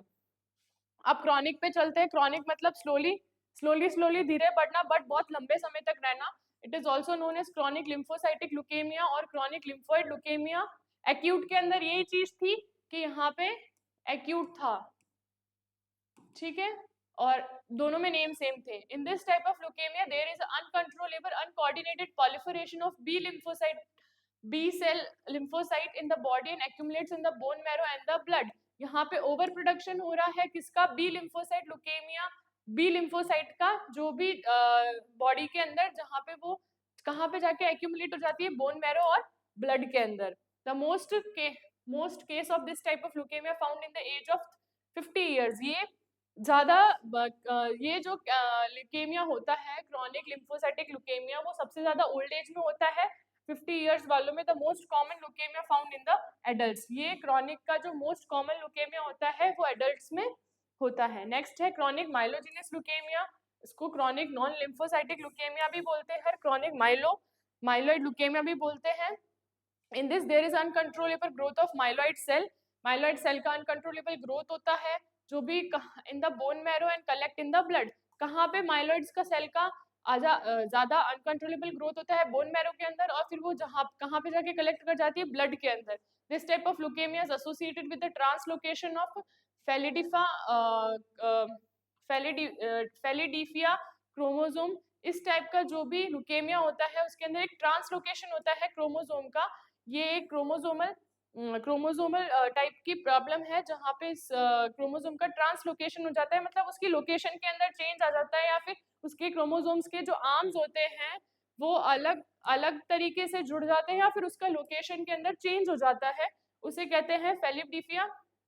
उसको उसको कहते हैं translocation chromosome, translocation of the Philadelphia chromosome. It is a most common after the age of 50 years. ये जो मोर कॉमन कब होता है? 50 साल के बाद में। ठीक है, तो ये दो चार टाइप थे, वापस एक बार देख लेते हैं। Acute lymphocytic leukaemia, acute lymphocytic leukaemia को दो नाम से कंसीडर कर सकते हैं अपन। एक तो होता है एक्यूट लिम्फोब्लास्टिक ल्यूकेमिया और दूसरा होता है एक्यूट लिम्फोइड ल्यूकेमिया। उस then in this type of leukaemia there is over production of the RBC का ओवर प्रोडक्शन होता है, और इस एबनॉर्मल ओवर प्रोडक्शन की वजह से जितनी भी ब्लड सेल्स है उनका अल्ट्रेशन हो जाता है, मतलब वो बहुत ज्यादा ओवर प्रोडक्शन करने लग जाती है, और मोस्ट कॉमन ये चिल्ड्रन में पाया जाता है।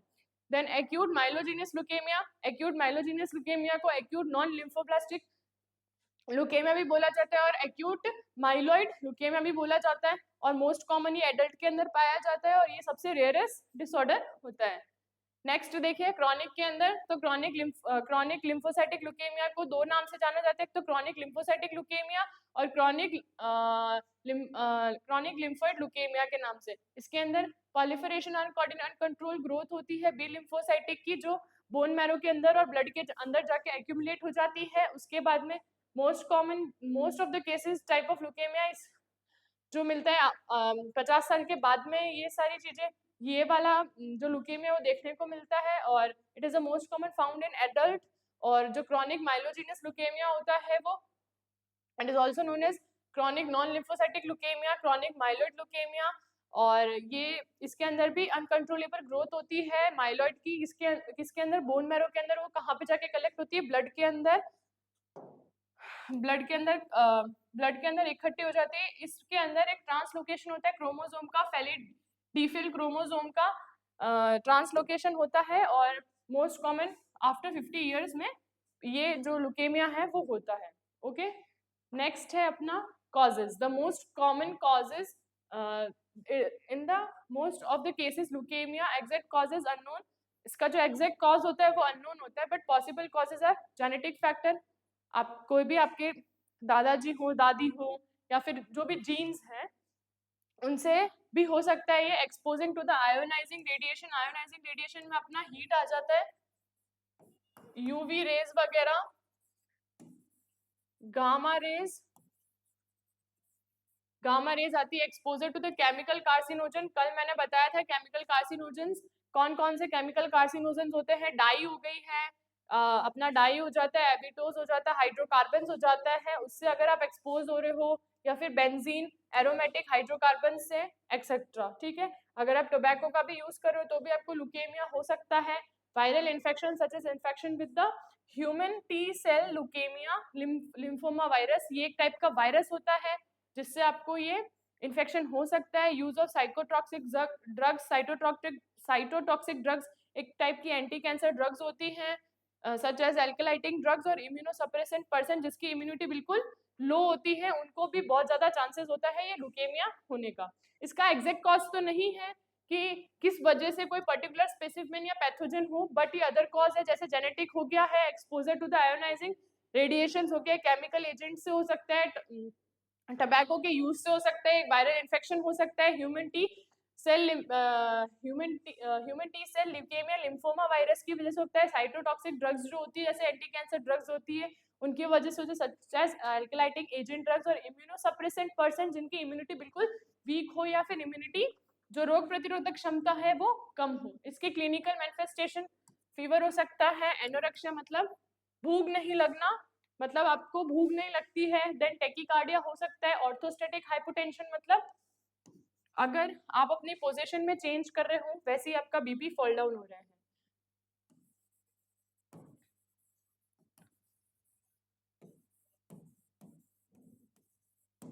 Change in position, BP fall down हो रहा है, हेडेक हो सकता है, एनीमिया हो सकता है, मस्कुलर वीकनेस आ सकती है, और पेन्स इन बोन हो सकता है, टेंडरनेस इन बोन्स हो सकता है, रिकरेंट इन्फेक्शन हो सकता है, हर 2 दिन के बाद आपको इन्फेक्शन हो रहा है, हर थोड़ी थोड़ी देर, हर 2-4 दिन के बाद, हर हफ्ते के बाद आपको किसी ना कहीं पे इन्फेक्शन हो जाता है, कोई भी अनयूजुअल ब्लीडिंग हो जाए, कहाँ से, नोज से, रेक्टम से या गम से, मतलब मसूड़ों से ब्लीडिंग हो जाना हो, या फिर नोज से या फिर रेक्टम से, और फीमेल्स के अंदर जो मेंस्ट्रुअल साइकिल होती है उसके अंदर जो ब्लड का फ्लो हो वो बढ़ जाए, ये सारे क्लिनिकल मैनिफेस्टेशन है, मतलब साइन एंड सिम्टम ये देखने को मिल सकते हैं।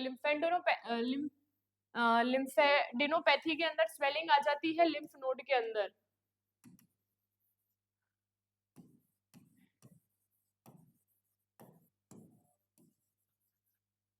लिम्फ नोड के अंदर स्वेलिंग आ जाती है, उसको लिम्फेडिनोपैथी बोलते हैं।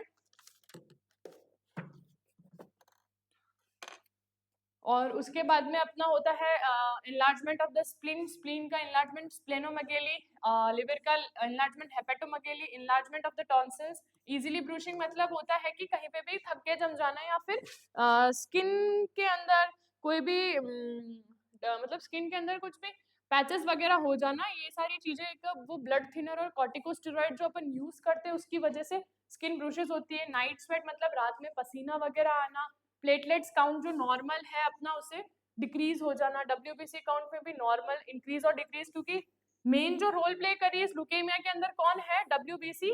डब्ल्यूबीसी के अंदर और कौन सी होती है, लिम्फोसाइट, लिम्फोसाइट में बी लिम्फोसाइट और एक माइलॉइड सेल्स जो होती है जो बोन मैरो के अंदर होती है, वो सबसे ज्यादा इंपॉर्टेंट रोल प्ले कर रही है।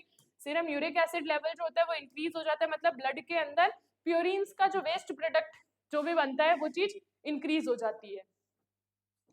अब अपन ये अपने सारे क्लिनिकल मैनिफेस्टेशन थे जिसके अंदर फीवर, एनोरेक्सिया, वेट लॉस, अपन को टैकीकार्डिया हो रहा था, रेस्पिरेटरी से लेकर कोई प्रॉब्लम हो रही थी, ऑर्थोस्टैटिक हाइपोटेंशन, अपनी पोजीशन चेंज कर दे, अपना बीपी फॉल होना, हेडेक मतलब सर दुखना, एनीमिया मतलब खून की कमी, और मस्कुलर वीकनेस मतलब आपके जो मसल्स है उसके अंदर वीकनेस आ जाना, बोन्स के अंदर पेन होना, टेंडरनेस मतलब एक वो खिंचाव टाइप से या फिर अकड़पन जो होता है ना वो होता है tenderness of the bone, recurrent infection, हर हफ्ते के बाद आपको इन्फेक्शन होना, कहीं से भी ब्लीडिंग हो जाना, फीमेल्स के अंदर जो मेंसेस आते हैं उसके अंदर उसका ब्लड फ्लो बढ़ जाना, लिम्फेडेनोपैथी मतलब मैंने आपको बोल दिया है कि कोई भी लिम्फ नोड हो वहां पे स्वेलिंग हो जाना, enlargement of spleen, splenomegaly, enlargement of liver, hepatomegaly हो जाना, enlargement of tonsils, easy bruising मतलब कहीं पे भी पैचेस हो जाना, जो भी पर्सन ये कॉर्टिकोस्टेरॉइड्स वगैरह ब्लड थिनर्स लेते हैं वहां पे ये इजीली जो ब्रूशिंग है वो मिलती है,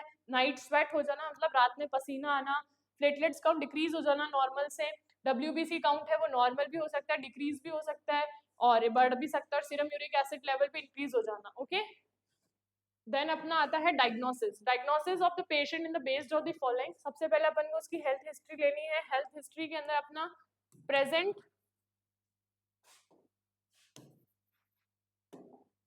हेल्थ हिस्ट्री में अपना प्रेजेंट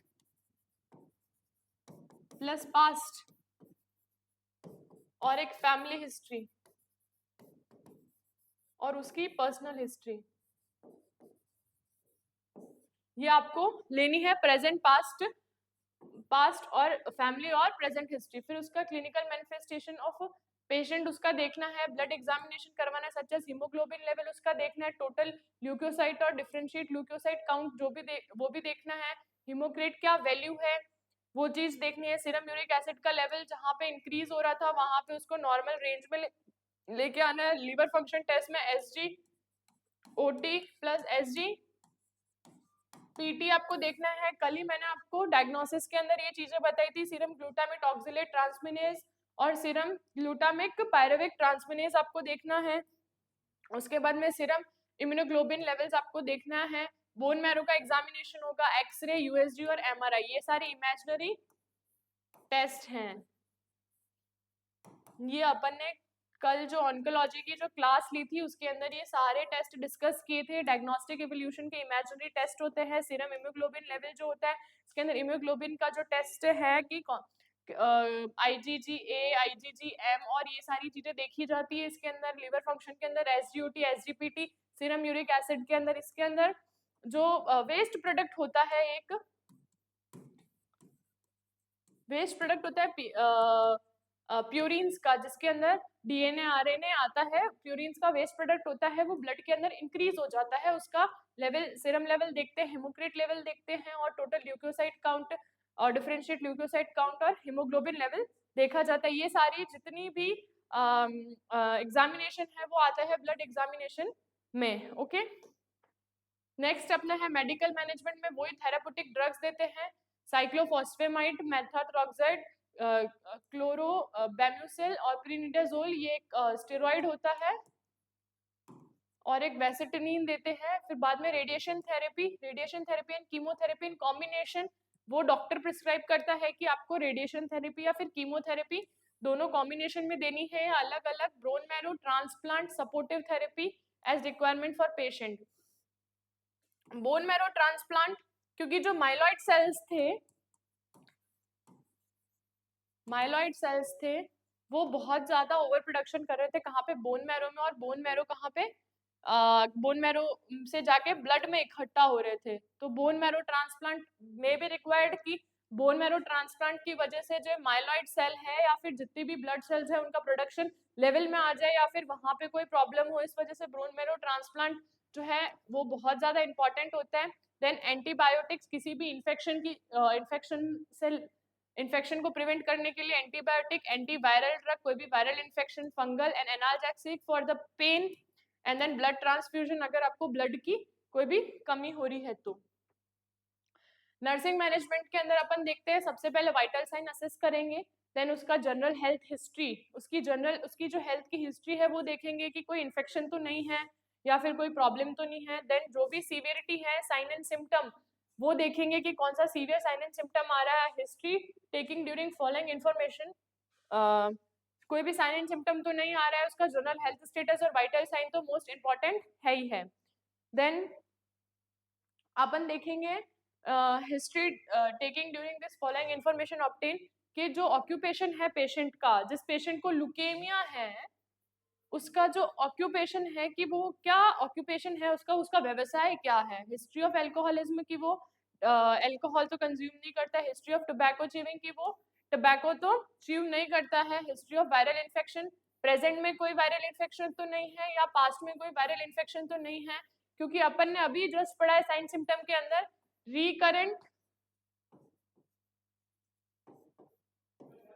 रिकरेंट इन्फेक्शंस उसको हो सकते हैं। तो अपन ने अभी ये चीज पढ़ी है। और एक family history of the disease, या फिर किसी फैमिली को कोई डिजीज तो नहीं है।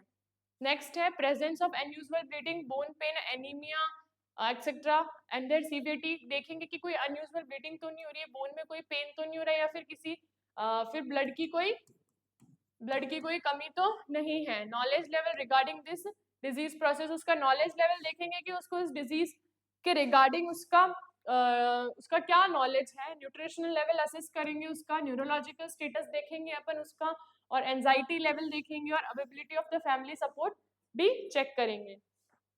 ओके, ये अपना नर्सिंग मैनेजमेंट था। ये चीजें अपन को असेस करनी थी। Vital sign, general health history क्या है उसकी, और सीवियरिटी क्या हो रही है, जो भी साइन एंड सिम्टम आ रहे हैं उससे ज्यादा सीवियरिटी कौन सी है। अगर जो भी सीवियरिटी अपन को जाके डायरेक्ट डॉक्टर को इन्फॉर्म करना है, उसके बेसिस के ऊपर वो क्या प्रिस्क्राइब करता है वो चीज अपन को करनी है। और उसकी जो भी इंफॉर्मेशन वो अपने जैसे ऑक्यूपेशन से रिलेटेड मतलब अल्कोहलिज्म कंज्यूम तो नहीं करता है, टोबैको च्यूइंग तो नहीं है, वायरल इन्फेक्शन कोई हुआ तो नहीं है, हिस्ट्री रिलेटेड कोई भी फैमिली को पहले कोई डिजीज तो नहीं थी, कोई भी अनयूजुअल ब्लीडिंग तो नहीं है, बोन पेन तो नहीं है, एनीमिया तो नहीं है। उसका नॉलेज देखेंगे डिजीज प्रोसेस के थ्रू, उसका न्यूट्रिशनल लेवल, उसका न्यूरोलॉजिकल स्टेटस, एंजाइटी लेवल और एबिलिटी ऑफ द सपोर्ट, जो भी अवेबिलिटी है सपोर्ट की, फैमिली सपोर्ट की, वो देखेंगे। Okay, then next move to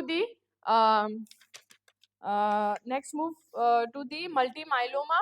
ये मल्टी माइलोमा भी एक तरह का पॉलिफरेशन, एक तरह का मैलिग्नेंट पॉलिफरेशन होता है प्लाज्मा सेल का। उसके अंदर जो भी प्लाज्मा सेल्स होती है वो बहुत ज्यादा एक्यूमुलेट हो जाती है बोन मैरो के अंदर, और इसके अंदर फिर ये जो नॉर्मल ब्लड सेल्स है उसका ओवर प्रोडक्शन कर देती है। एबनॉर्मल प्रोटीन्स का भी प्रोडक्शन करती है, जैसे para protein which is produce by the kidney problem. ठीक है, तो देखते हैं मल्टी माइलोमा मतलब क्या होता है। Multi myeloma is the multifocal malignant proliferation of plasma plasma cell, मैंने आपको बोला था अभी कि मल्टीमाइलोमा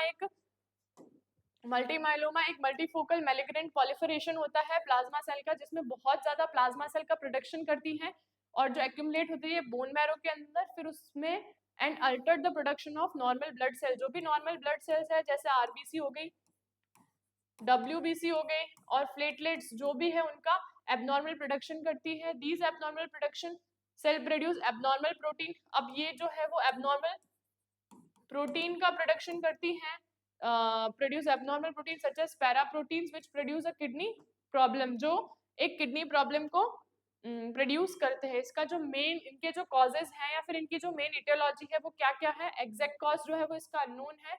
जो पॉसिबल कॉजेज है वो ये है, मोनोकोनल गामापैथी अनडिटरमाइंड सिग्निफिकेंस है, हो सकता है exposure to the ionizing radiation, exposure to the certain chemicals, किसी भी केमिकल्स की वजह से कोई भी प्रॉब्लम हो, या फिर फैमिली हिस्ट्री में हो जिसको पहले मल्टीमाइलोमा हो, या फिर ओबेसिटी की वजह से हो सकता है। It is a more common after age of 50 years के बाद में बहुत ज्यादा प्रॉब्लम हो सकती है मल्टीमाइलोमा की, जिसके अंदर over production of plasma cells हो और वो जो प्रोटीन या फिर वो जो प्लाज्मा सेल प्रोडक्शन है वो जाके अल्टर्ड करे अपनी सारी जो भी ब्लड सेल्स है उनको। और फीमेल मेल्स के अंदर ये बहुत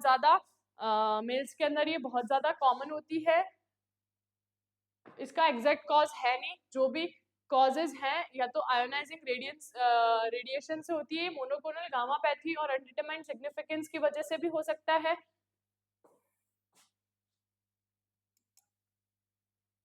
ये सारे इसके कॉज है।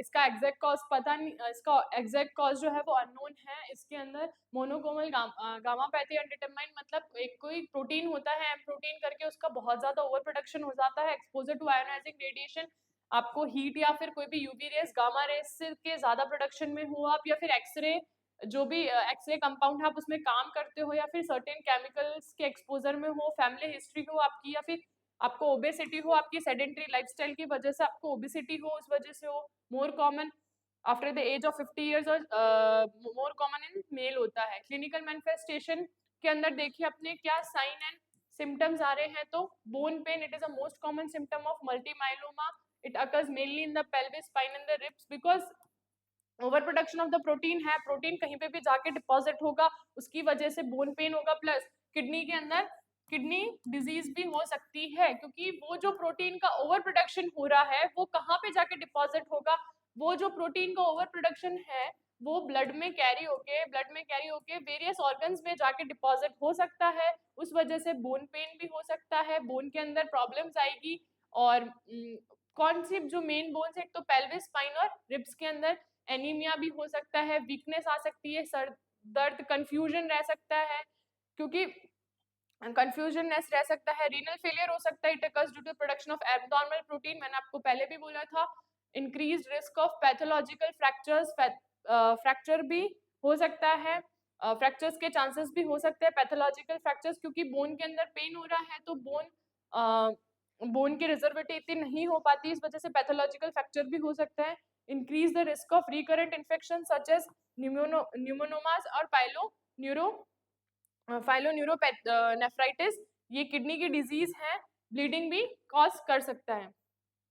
अपन डायग्नोसिस देखें तो diagnosis patient done on the basis of the following, clinical features of the patient क्या है उसके अकॉर्डिंग अपन उसका डायग्नोसिस कर सकते हैं कि भाई उसको क्या क्या क्लिनिकल फीचर्स आ रहे हैं। अगर इन सब में से जो भी क्लिनिकल फीचर्स हो, चाहे हेडेक हो, कंफ्यूजन हो, वीकनेस हो, एनीमिया हो, या फिर कोई भी बोन पेन हो, तो अपन उसके अकॉर्डिंग अपना डायग्नोसिस बना सकते हैं। Estimation of the haemoglobin level, total leucocyte और differential leucocyte, renal function test अपन करेंगे, क्योंकि किडनी के अंदर प्रॉब्लम हो रही थी over production of the protein की वजह से।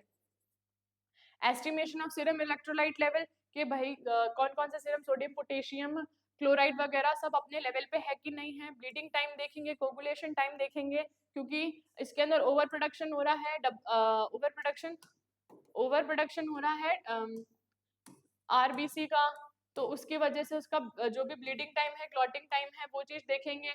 ओवर प्रोडक्शन में प्लेटलेट्स का भी ओवर प्रोडक्शन हो रहा है।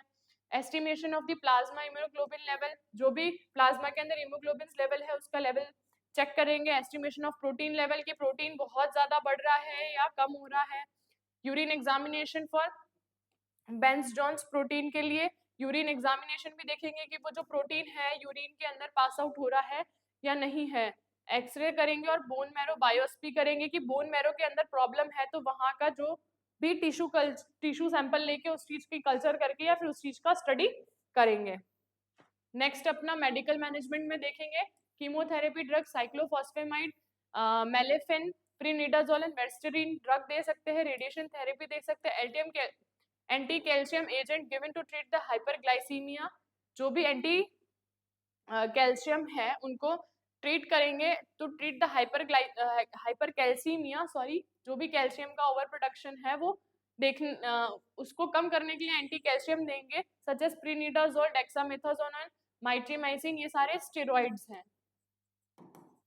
और ये एंटी कैंसर एजेंट्स भी हैं। In a case of infection antibiotic भी दे सकते हैं such as ampicillin. Renal failure के अंदर अपन डायलिसिस करा सकते हैं, पेरिटोनियल डायलिसिस करवाओ या रीनल फेलियर के अंदर अपन डायलिसिस करवा सकते हैं। और increased fluid intake up to 3 litres per day, और जो फ्लूइड इनटेक है वो अपन कंटिन्यू ज्यादा कर सकते हैं क्योंकि अगर अपन जितना फ्लूइड इनटेक करेंगे तो अपने अंदर जितनी भी एक्यूमुलेटिव वाली जो प्रोटीन है वो यूरिन के थ्रू बाहर निकलेगी, तो अपनी बॉडी के अंदर जो प्रोटीन का जो लेवल है वो कम होगा और सारे जो फंक्शंस है वो अल्टर्ड से नॉर्मल होने के चांसेस हैं। अब अपन नर्सिंग असेसमेंट के अंदर assess the following vital science देखेंगे, जनरल हेल्थ हिस्ट्री देखेंगे, जो भी सीवीटी है क्लिनिकल मैनिफेस्टेशन की वो देखेंगे, उसका नॉलेज लेवल असेस करेंगे रिगार्डिंग डिजीज प्रोसेस, उसका न्यूट्रिशनल लेवल देखेंगे कि उसकी डाइट कैसी है, फिजिकल एक्टिविटी लेवल देखेंगे, डेली रूटीन उसका क्या है या फिर वो डेली फिजिकल एक्टिविटीज क्या करता है, उसका एंजाइटी लेवल देखेंगे।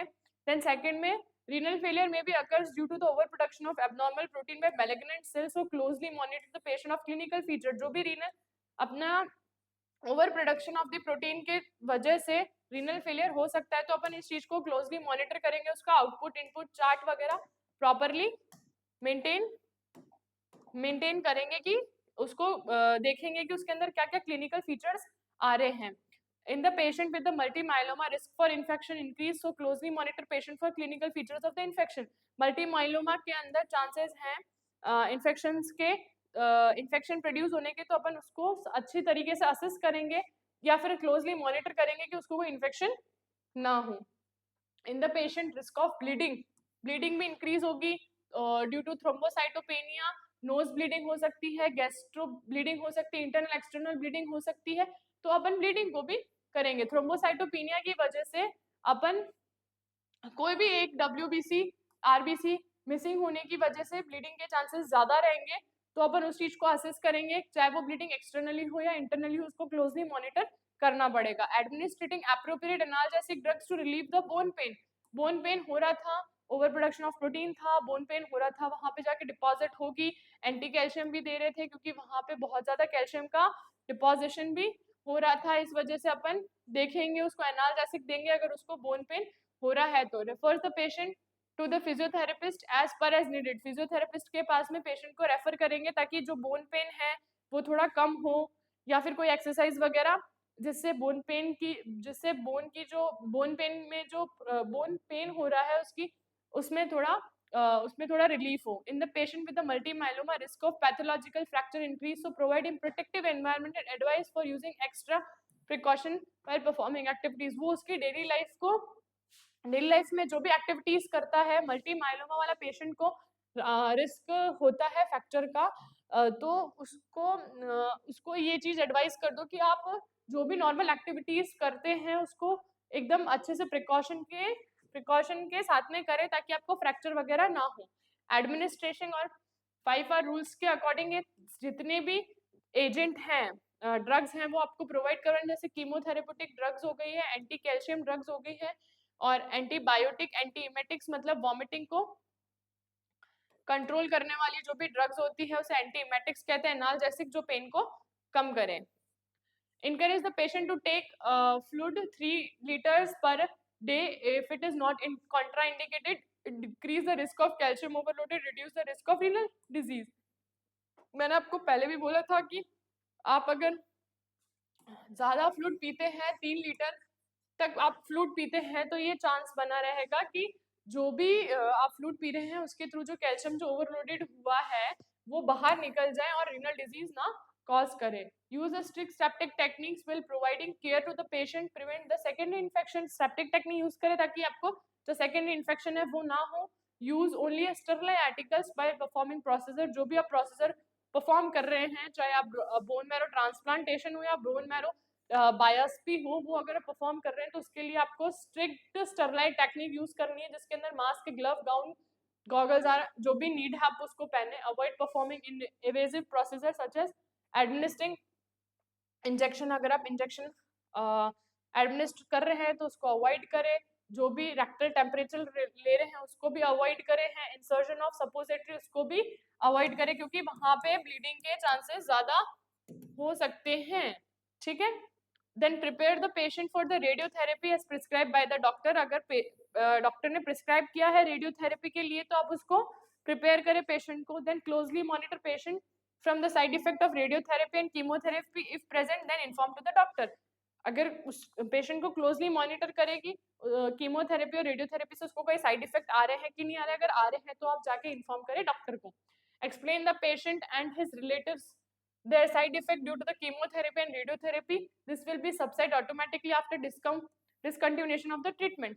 आप ये चीज पहले ही उसके रिलेटिव्स को बता दो कि अगर हम कीमोथेरेपी दे रहे हैं या फिर रेडियोथेरेपी दे रहे हैं तो उसकी वजह से ये सारे साइड इफेक्ट्स उसको आ सकते हैं। ये जो है वो टेम्परेरी है, बाकी जो भी रेडियोथेरेपी है या कीमोथेरेपी के डिसकंटिन्यूएशन के बाद में वो वापस नॉर्मल हो जाएंगे। If the patient is suffering from anaemia then transfuse the blood as per as doctor prescription. अगर खून की कमी है या फिर पेशेंट एनीमिया से सफर कर रहा है तो आप ब्लड ट्रांसफ्यूजन कर सकते हैं। कब? जब आपको डॉक्टर प्रिस्क्राइब करे तब। In the case of thrombocytopenia transfuse the platelets.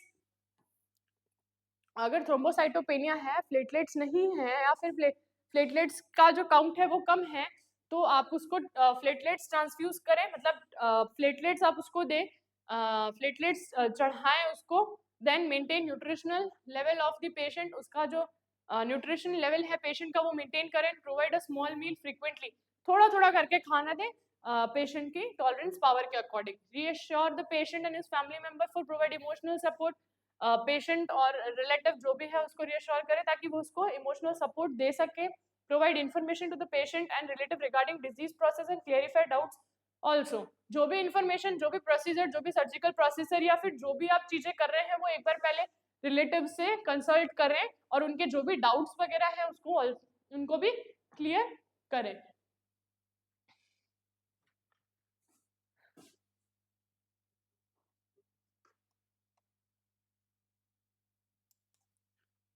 तो ये जो अपना टॉपिक है मल्टी माइलोमा वाला आज यहीं भी कंप्लीट होता है। नेक्स्ट अपन दूसरा कैंसर देखते हैं।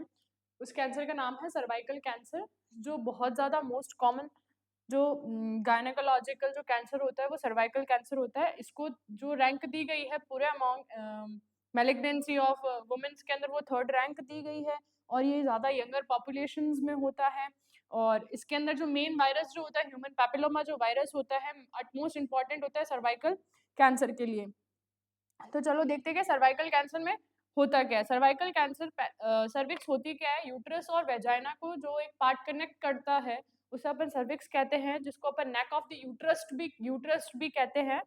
तो देखते हैं वहां पे क्या होता है। Cervical cancer you know all that abnormal growth या फिर abnormal production of the cell in the cell, उसको कैंसर कहते हैं। अब वो कहाँ पे हो रही है? सर्वाइकल एरिया में, मतलब सर्विक्स में। तो वहां पे सर्विक्स में जितनी भी सेल है उसका ओवर प्रोडक्शन हो जाना या फिर एबनॉर्मल सेल का प्रोडक्शन हो जाना उसे अपन सर्वाइकल कैंसर कहते हैं। डेवलपिंग कंट्रीज के अंदर ये बहुत ज्यादा कॉमन हो गया है और most developed countries is a second common malignancy होता है। वो मैलिग्नेंसी है फीमेल के अंदर, जैसे मैंने आपको बोला था कि यंगर यूथ के अंदर ज्यादा होता है ये, और डेवलप कंट्रीज के अंदर ब्रेस्ट कैंसर जो है उसका मैलिग्नेंसी ज्यादा होता है। तो पढ़ते हैं abnormal and uncontrollable cellular growth in the cervix. मैंने आपको बोला था कि सर्विक्स के अंदर एबनॉर्मल और अनकंट्रोलेबल जो ग्रोथ होती है किसकी, सेल्स की, उसको सर्वाइकल कैंसर बोलते हैं। Most developing countries including India, it is the most common malignancy in the female. जो भी डेवलपिंग कंट्रीज है जैसे इंडिया हो गई है, उसके अंदर ये ज्यादा मोस्ट कॉमन कोज होता है। और जो भी डेवलप्ड कंट्री है उसके अंदर second most malignancy in female है। और जो डेवलप्ड कंट्रीज हैं उसके अंदर ब्रेस्ट कैंसर जो है वो भी कॉमनेस्ट है। Cervical cancer, breast cancer developing और डेवलप कंट्रीज के अंदर first second most common cause होता है। यंगर यूथ के अंदर, फीमेल्स के अंदर उनके mortality rate and morbidity rate जो भी है इंक्रीज इन वजह से भी होती है। Causes and the risk factor, upon causes जो है इसका पॉसिबल कॉज तो कुछ भी नहीं है, लेकिन जो एग्जैक्ट कॉज जो अपन कहते हैं आइडियोपैथी, वो आइडियोपैथी है, बट इसके पॉसिबल कॉजेज बहुत सारे रह सकते हैं। जैसे लो सोशो इकोनॉमिक स्टेटस हो गया है आपका, जो सोशो इकोनॉमिक स्टेटस है, आप स्लम डम्स एरियाज में रह रहे हो, वहाँ पे साफ हाइजीनिक मेंटेन नहीं हो रही है, आपके मेंसेस के टाइम पे भी आपकी हाइजीनिक मेंटेन नहीं रहती है। बहुत सारे जनों को स्लम्स एरियाज में पता ही नहीं होता है मेंसेस मतलब क्या होता है, और वहाँ पे एज अ स्मॉल एजेस में भी शादी वगैरह करा दी जाती है। तो प्रेगनेंसी कैरी करने के बाद में किस तरीके से जो चीजें होती है उनको सही तरीके से यूज लेनी होती है, या फिर कैसे हाइजीन मेंटेन करनी होती है, उसको किस तरीके से प्रॉपर इंटीग्रेशन मेंटेन करना होता है प्रेगनेंसी के बाद में, परप्यूरियम्स क्या होते हैं, किन किन चीजों का ध्यान रखना पड़ता है डिलीवरी के बाद में, वो वाली चीजें भी लो सोशो इकोनॉमिक्स में पता नहीं। लेकिन हालांकि में आजकल बहुत सारे प्रोग्राम्स चल गए हैं जहाँ पे जो यंगर जो भी चाइल्ड है, गर्ल चाइल्ड है, उनको पता देते कि मेंसेस मतलब क्या होता है। बहुत सारे प्रोग्राम्स चल रहे हैं जहाँ पे बता दिया जाता है मदर्स को कि रिप्रोडक्टिव एज क्या होती है, रिप्रोडक्शन या फिर डिलीवरी के बाद में। एक फैमिली प्लानिंग वाला नॉर्म जो होता है, स्मॉल फैमिली नॉर्म, वो भी बहुत अभी चला है। तो उस वजह से भी पता चल जाता है कि अपन को किन किन चीजों से प्रिवेंट करना है, किन किन चीजों का प्रिकॉशन रखना है, कैसे कैसे चीजें रिहेबिलिटेट होगी। Okay, then first sexual intercourse जो भी है अपना, फर्स्ट एक्चुअल इंटरकोर्स है वो अर्ली एज में हुआ है, अर्ली एज में ही शादी करा दी गई है बच्ची की within below the age of 19 year. और फिर first sexual intercourse early age में हो गया है। जो भी फर्स्ट प्रेगनेंसी है वो भी अर्ली एज में हो गई है। जो भी अपना सेक्सुअल इंटरकोर्स है वो मल्टीपल पार्टनर्स के साथ में है, उस वजह से भी सर्वाइकल कैंसर होने के चांसेस हैं। सेक्सुअली ट्रांसमिट डिजीजेस जो प्रेजेंट होती है उससे भी सर्वाइकल कैंसर हो सकता है। अनट्रीटेड क्रॉनिक सर्विकाइटिस, मतलब जो भी इन्फ्लेमेशन हुआ है सर्विक्स के अंदर वो पता नहीं है, वो अनट्रीटेड है और बहुत लंबे समय तक रह गया है, तो उससे भी कैंसर, सर्वाइकल कैंसर के चांस ज्यादा हो सकते हैं। प्रोस्टिट्यूशन, जो भी प्रोस्टिट्यूशन वाला जो भी काम करती है लेडीज वगैरह, जो भी प्रोस्टिट्यूशन चलाती हैं, उनको भी सर्वाइकल कैंसर के चांसेस ज्यादा हो सकते हैं। इन्फेक्शन विद द ह्यूमन, मैंने आपको बोला था इन्फेक्शन विद द HIV और human papilloma virus, herpes simplex virus, ये जो इन्फेक्शन वायरल इन्फेक्शंस है ये भी एटमोस्ट कॉमन है, उसकी वजह से भी अपन को सर्वाइकल कैंसर्स वगैरह हो सकते हैं। Multi parity with the less interval between the pregnancy, multi parity मतलब एक बार से ज्यादा प्रेगनेंसी को कंसीव करते ही रहना, और वो भी लेस इंटरवल्स के अंदर प्रेगनेंसी को कंसीव करना, उसकी वजह से भी कैंसर के चांसेस हो सकते हैं। सेक्सुअल पार्टनर जो है उसको प्रोस्टेट कैंसर या phenyl history of phenyl cancer या फिर प्रोस्टेट कैंसर की प्रॉब्लम है, और इम्यूनोसप्रेसिव जिसका इम्यूनिटी बिल्कुल लो है उनको भी सर्वाइकल कैंसर होने के चांसेस ज्यादा है। अब इनका क्लिनिकल फीचर देखते हैं। Sign and symptoms, sign and symptoms क्या है? कंटिन्यूस और एबनॉर्मल ब्लीडिंग अर्ली स्टेज के अंदर जो होता है वो, अर्ली स्टेज के अंदर जो सर्वाइकल कैंसर होता है वो असिम्प्टोमेटिक होता है, मतलब इसके अंदर कोई भी साइन एंड सिम्टम्स नहीं आते हैं। बट लेटर स्टेज के अंदर जो फीचर्स डेवलप होते हैं वो है कंटिन्यूस और एबनॉर्मल ब्लीडिंग होती है, और contact bleeding, contact bleeding, contact bleeding मतलब during bleeding sexual intercourse will be inserting diaphragm etcetera. मतलब कॉन्टैक्ट ब्लीडिंग मतलब वो होती है कि ब्लीडिंग के टाइम में भी आप सेक्सुअल इंटरकोर्स कैरी ऑन कर रहे हो, फिर इंसिशन ऑफ डायफ्राम वगैरह हो रहा है, और यूजुअली ब्लीडिंग इज पेनलेस, जो भी ब्लीडिंग होगी वो पेनलेस होगी।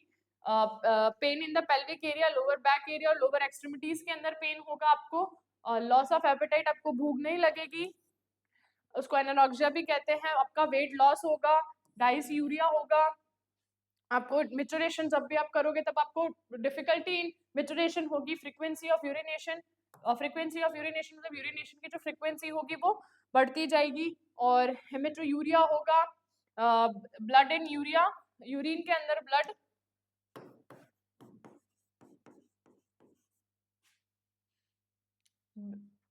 यूरिन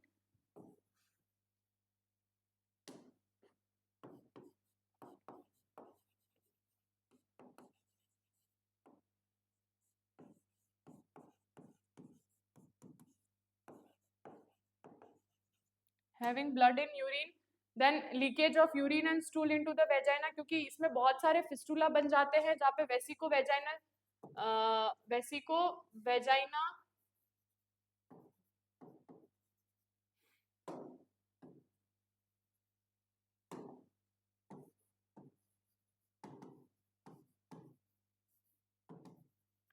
फिस्टुला बन जाता है, जहाँ पे जो ब्लेडर का जो पार्ट होता है, ब्लेडर के अंदर कंटेन होता है यूरिन, जो यूरिन है वो वेजाइना से पास आउट हो रहा है यहाँ, या फिर रेक्टो वेजाइना फिस्टुला बन जाता है एक,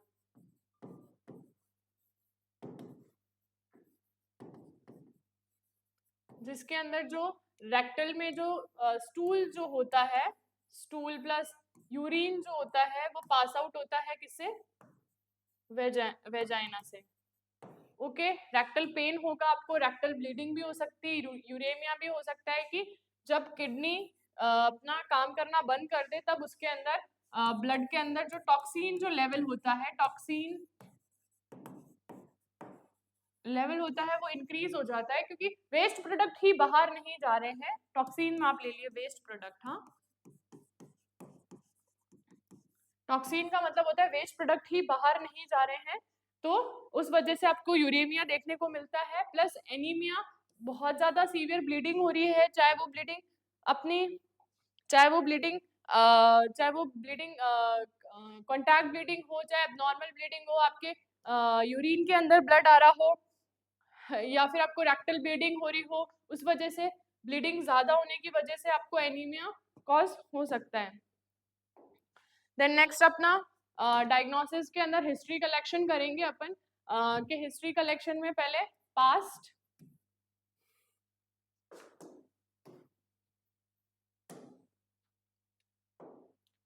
हिस्ट्री में अपन प्रेजेंट, पास्ट और फैमिली हिस्ट्री, नहीं तो पर्सनल हिस्ट्री, और एक ऑब्स्ट्रिकल हिस्ट्री भी आती है, वो भी कलेक्ट करेंगे।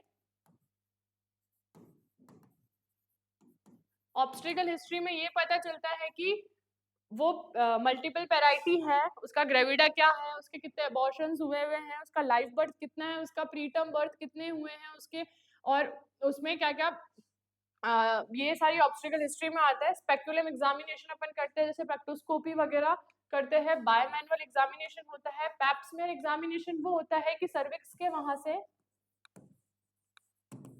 सेल्स को कलेक्ट करके देन उसको टेस्ट करना, ये एक्सफोलेटिव साइटोलॉजी में आता है। मैंने आपको कल ही ये सारी चीज बताई थी कि ये एक्सफोलेटिव साइटोलॉजी के अंदर ये टेस्ट आता है। बायोप्सी मतलब सर्विक्स का टिश्यू का सैंपल लेके उसका टेस्ट करना। रेक्टल एग्जामिनेशन होगा।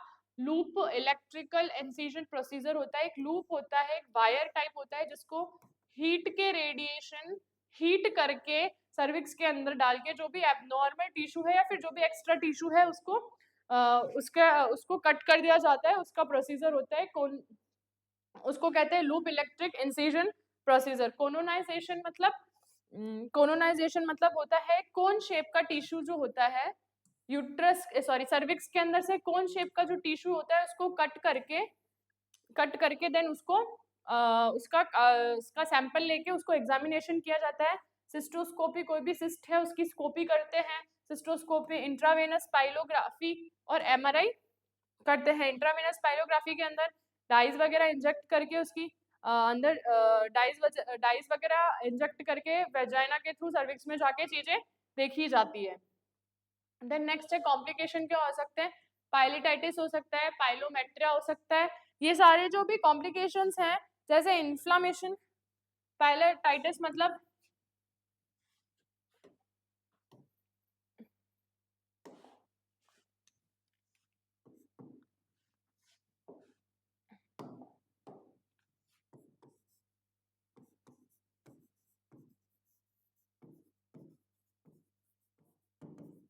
इन्फ्लामेशन ऑफ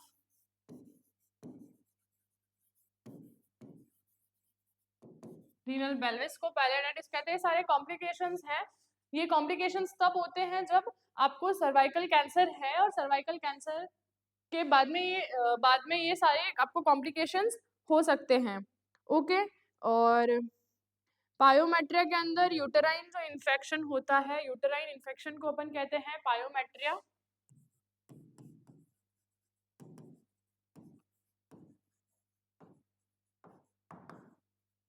रेक्टोवेजाइनल फिस्टुला मैंने आपको बताया था कि एबनॉर्मल ओपनिंग हो जाती है,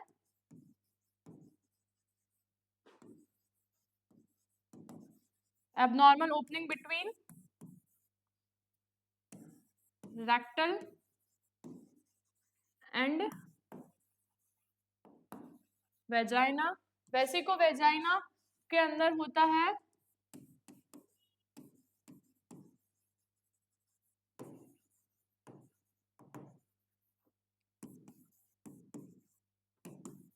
ब्लेडर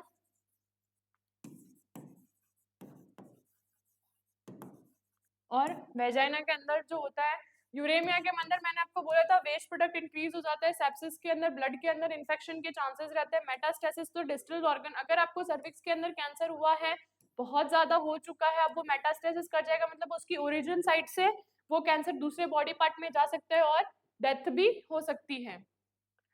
देन अब इसका प्रिवेंटिव मेजर क्या है, अपन इस चीज को कैसे प्रिवेंट कर सकते हैं या फिर इन चीजों से कैसे बच सकते हैं। या तो एक हेल्थ एजुकेशन होगा आपका कि आपको हेल्थ एजुकेशन दी जाए, बहुत सारे प्रोग्राम्स ऐसे चालू कर दिए गए हैं जहाँ पे आपको अच्छी हेल्थ एजुकेशन दे, आपको इन चीजों के बारे में समझाएं, आपको फैमिली प्लानिंग के नॉर्म समझाएं कि फैमिली प्लानिंग होती कैसे है, फैमिली प्लानिंग होता क्या है, और प्रेगनेंसी कंसीव करने में कौन कौन सी चीजें ध्यान रखनी चाहिए, उसके बाद डिलीवरी होने के बाद परप्यूरियम कैसे किया जाता है, परप्यूरियम होने पर भी कैसे ऑर्गन्स को रिवर्ट बैक अच्छे से करा जाता है, क्या क्या डाइट लेनी चाहिए, क्या क्या प्रिकॉशंस करने चाहिए, वो सारी चीजें अगर अपन करते हैं तो ये सारी प्रिवेंटिव मेजर्स में आती है। उस वजह से अपन को कोई प्रॉब्लम नहीं होती है इन फ्यूचर। जैसे अभी सर्वाइकल कैंसर वगैरह सर्वाइकल कैंसर के चांस है, ब्रेस्ट कैंसर के चांस है, और यूट्राइन फाइब्रॉइड्स हो सकते हैं, यूट्राइन पॉलिप्स हो सकता है। ये सारी चीजें अगर अपन प्रेगनेंसी के पहले, प्रेगनेंसी के दौरान या फिर प्रेगनेंसी के बाद इन चीजों का ध्यान रखें, अपनी को सारी चीजों का सब चीज हेल्थ एजुकेशन वगैरह डाइट वगैरह अपनी प्रॉपर हो, सब कुछ हो, तो ये सारी चीजें कॉज नहीं करती। तो इसका जो प्रिवेंटिव मेजर है, प्राइमरी जो फर्स्ट सोर्स है, प्राइमरी मतलब सबसे मुख्य, उसके अंदर देखते हैं अपन provide information to the people regarding risk factor and preventive measure of a cervical cancer. अपन को लोगों को इन्फॉर्मेशन प्रोवाइड करवानी है कि रिगार्डिंग जो भी इसके रिस्क फैक्टर्स हैं, जो भी अपन ने अभी यहाँ पे इटियोलॉजी, यहाँ पे अपन ने जितने भी ये देखे हैं, ये सारी इटियोलॉजी है, इनके बारे में अपन को बताना है कि ये सारे अगर आप प्रिवेंटिव मेजर करोगे तो आपको बाद में कोई प्रॉब्लम या फिर आपको सर्वाइकल कैंसर जैसे कोई भी चांसेस नहीं होंगे। Promote the use of condoms during the early intercourse. अगर आपकी शादी जल्दी हो गई या फिर किसी शादी वगैरह जल्दी हो गई है और आपका जो भी फर्स्ट इंटरकोर्स है, तो आपको उसके अंदर सबसे पहले जो भी प्रमोट यूज ऑफ कॉन्डम्स या फिर जो भी कॉन्ट्रासेप्टिव है उसका यूज आपको करना है। Raise the age of the marriage, जो शादी की जो उम्र है वो बढ़ा दी जाए ताकि अर्ली मैरिज ना हो। अर्ली मैरिज ना हो तो चीजें जो भी सर्वाइकल कैंसर है या फिर जितना भी नॉलेज वगैरह है बच्चों को, वो चीज आ जाए कि इन चीजों से ये प्रॉब्लम्स हो सकती है, या फिर हमें इन चीजों के बारे में आजकल चीजें डिस्कस करने से ही चीजें सही होती है।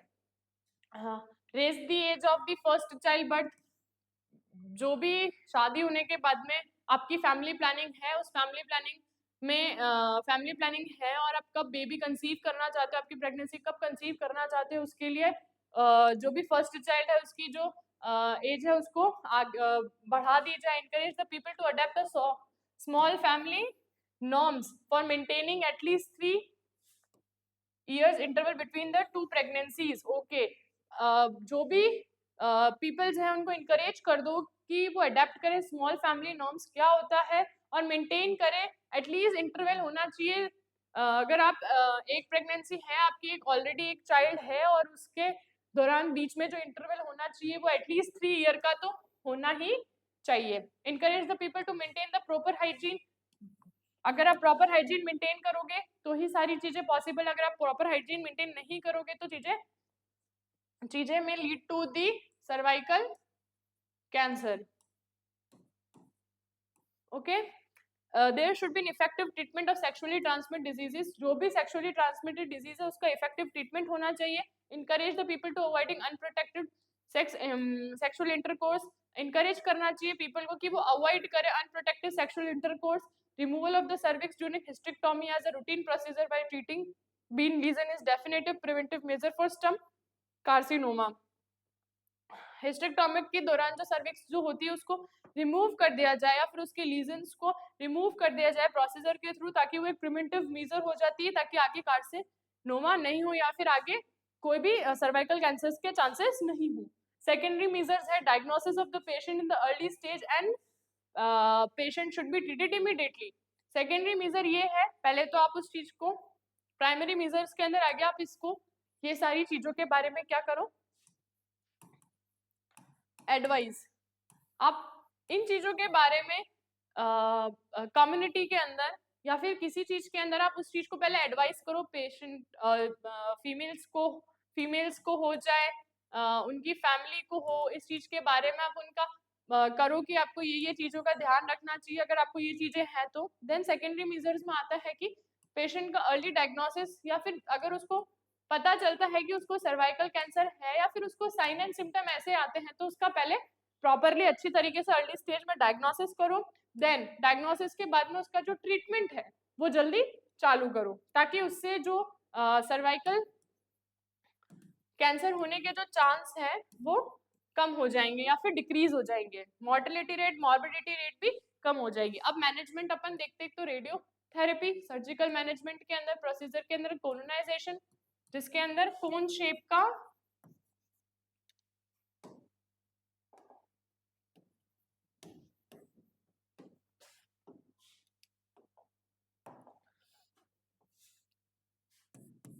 कोलोनाइजेशन मतलब होता है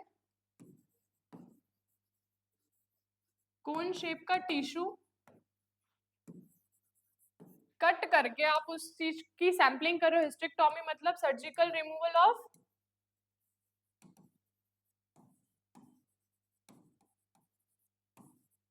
यूट्रस। पेल्विक एक्सक्रिएशन, आप पेल्विक का एग्जामिनेशन कर रहे हो देख के कि क्या प्रॉब्लम है क्या प्रॉब्लम नहीं है।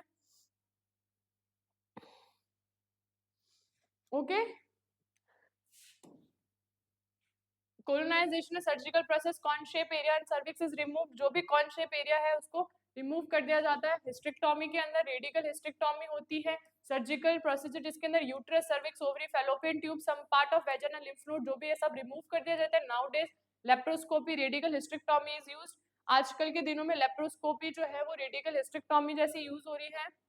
पेल्विक एक्सक्रिएशन के अंदर बहुत रेयरली केसेस में होता है ऐसा cases. Recurrent carcinoma is already receive full course of radiotherapy. Stage 4 A carcinoma के अंदर पेल्विक इंस्क्रिएशन होता है। ओके, इसके बारे में थोड़ा स्टडी करते कि टाइप ऑफ पेल्विक एक्सक्रिएशन क्या होता है। एंटीरियर पोस्टीरियर मतलब आगे, पोस्टीरियर मतलब पीछे की साइड में। एंटीरियर के अंदर जो प्रोसीजर होता है उसके अंदर यूट्रस, ओवरी, फैलोपियन ट्यूब और लिम्फ नोड जो भी हैं वो सर्जिकली रिमूव कर दिए जाते हैं। प्लस पोस्टीरियर के अंदर जो प्रोसीजर के अंदर uterus, ovary, fallopian tube, colon, rectal, anal canal surgically remove कर दिए जाते हैं। और टोटल के अंदर एंटीरियर पोस्टीरियरली पेल्विक के अंदर जितने भी चीजें कंसिस्ट करते हैं वो सारी चीजें रिमूव कर दी जाती है।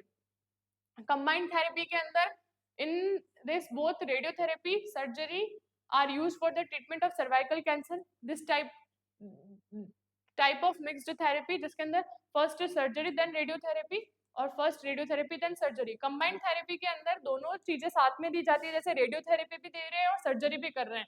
या तो पहले सर्जरी कर लो फर्स्ट, देन आप उसकी रेडियोथेरेपी कर लो, देन आप फर्स्ट रेडियोथेरेपी कर लो या फिर देन आप सर्जरी कर लो। ओके, देन कीमोथेरेपी के अंदर chemotherapy use for the treatment of advance metastatic and recurrent carcinoma. Following drugs दी जाती है, क्लिप्सटिन, बेलोमाइसिन और विनिब्लास्टिन, ये सारी ड्रग्स दी जाती हैं। ये सारी ड्रग्स से जो सेल डिवीजन जो होता है उनको कम कर दिया जाता है। ठीक है, सेल डिवीजन या फिर सेल डेड प्रोग्राम, जो सेल अपने आप को ही खुद को डिस्ट्रॉय कर देती है वो सारी इसका मैकेनिज्म ऑफ एक्शन इन सारी ड्रग्स का ये होता है।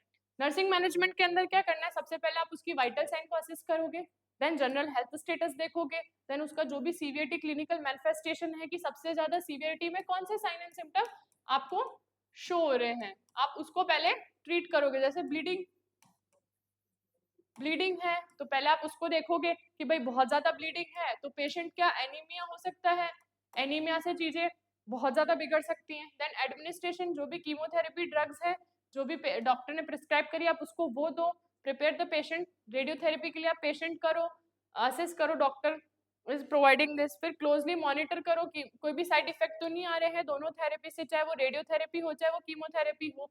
Explain the patient and is relative कि भाई रेडियोथेरेपी से ये सिम्टम्स आएंगे और कीमोथेरेपी से भी ये सिम्टम्स आएंगे, बट वो डिसकंटिन्यू करने के बाद में सारे जो नॉर्मल सारे जो साइन एंड सिम्टम्स है वो नहीं आएंगे। Maintain the normal nutrition level for the patient, जो भी न्यूट्रिशन लेवल है वो मेंटेन करें।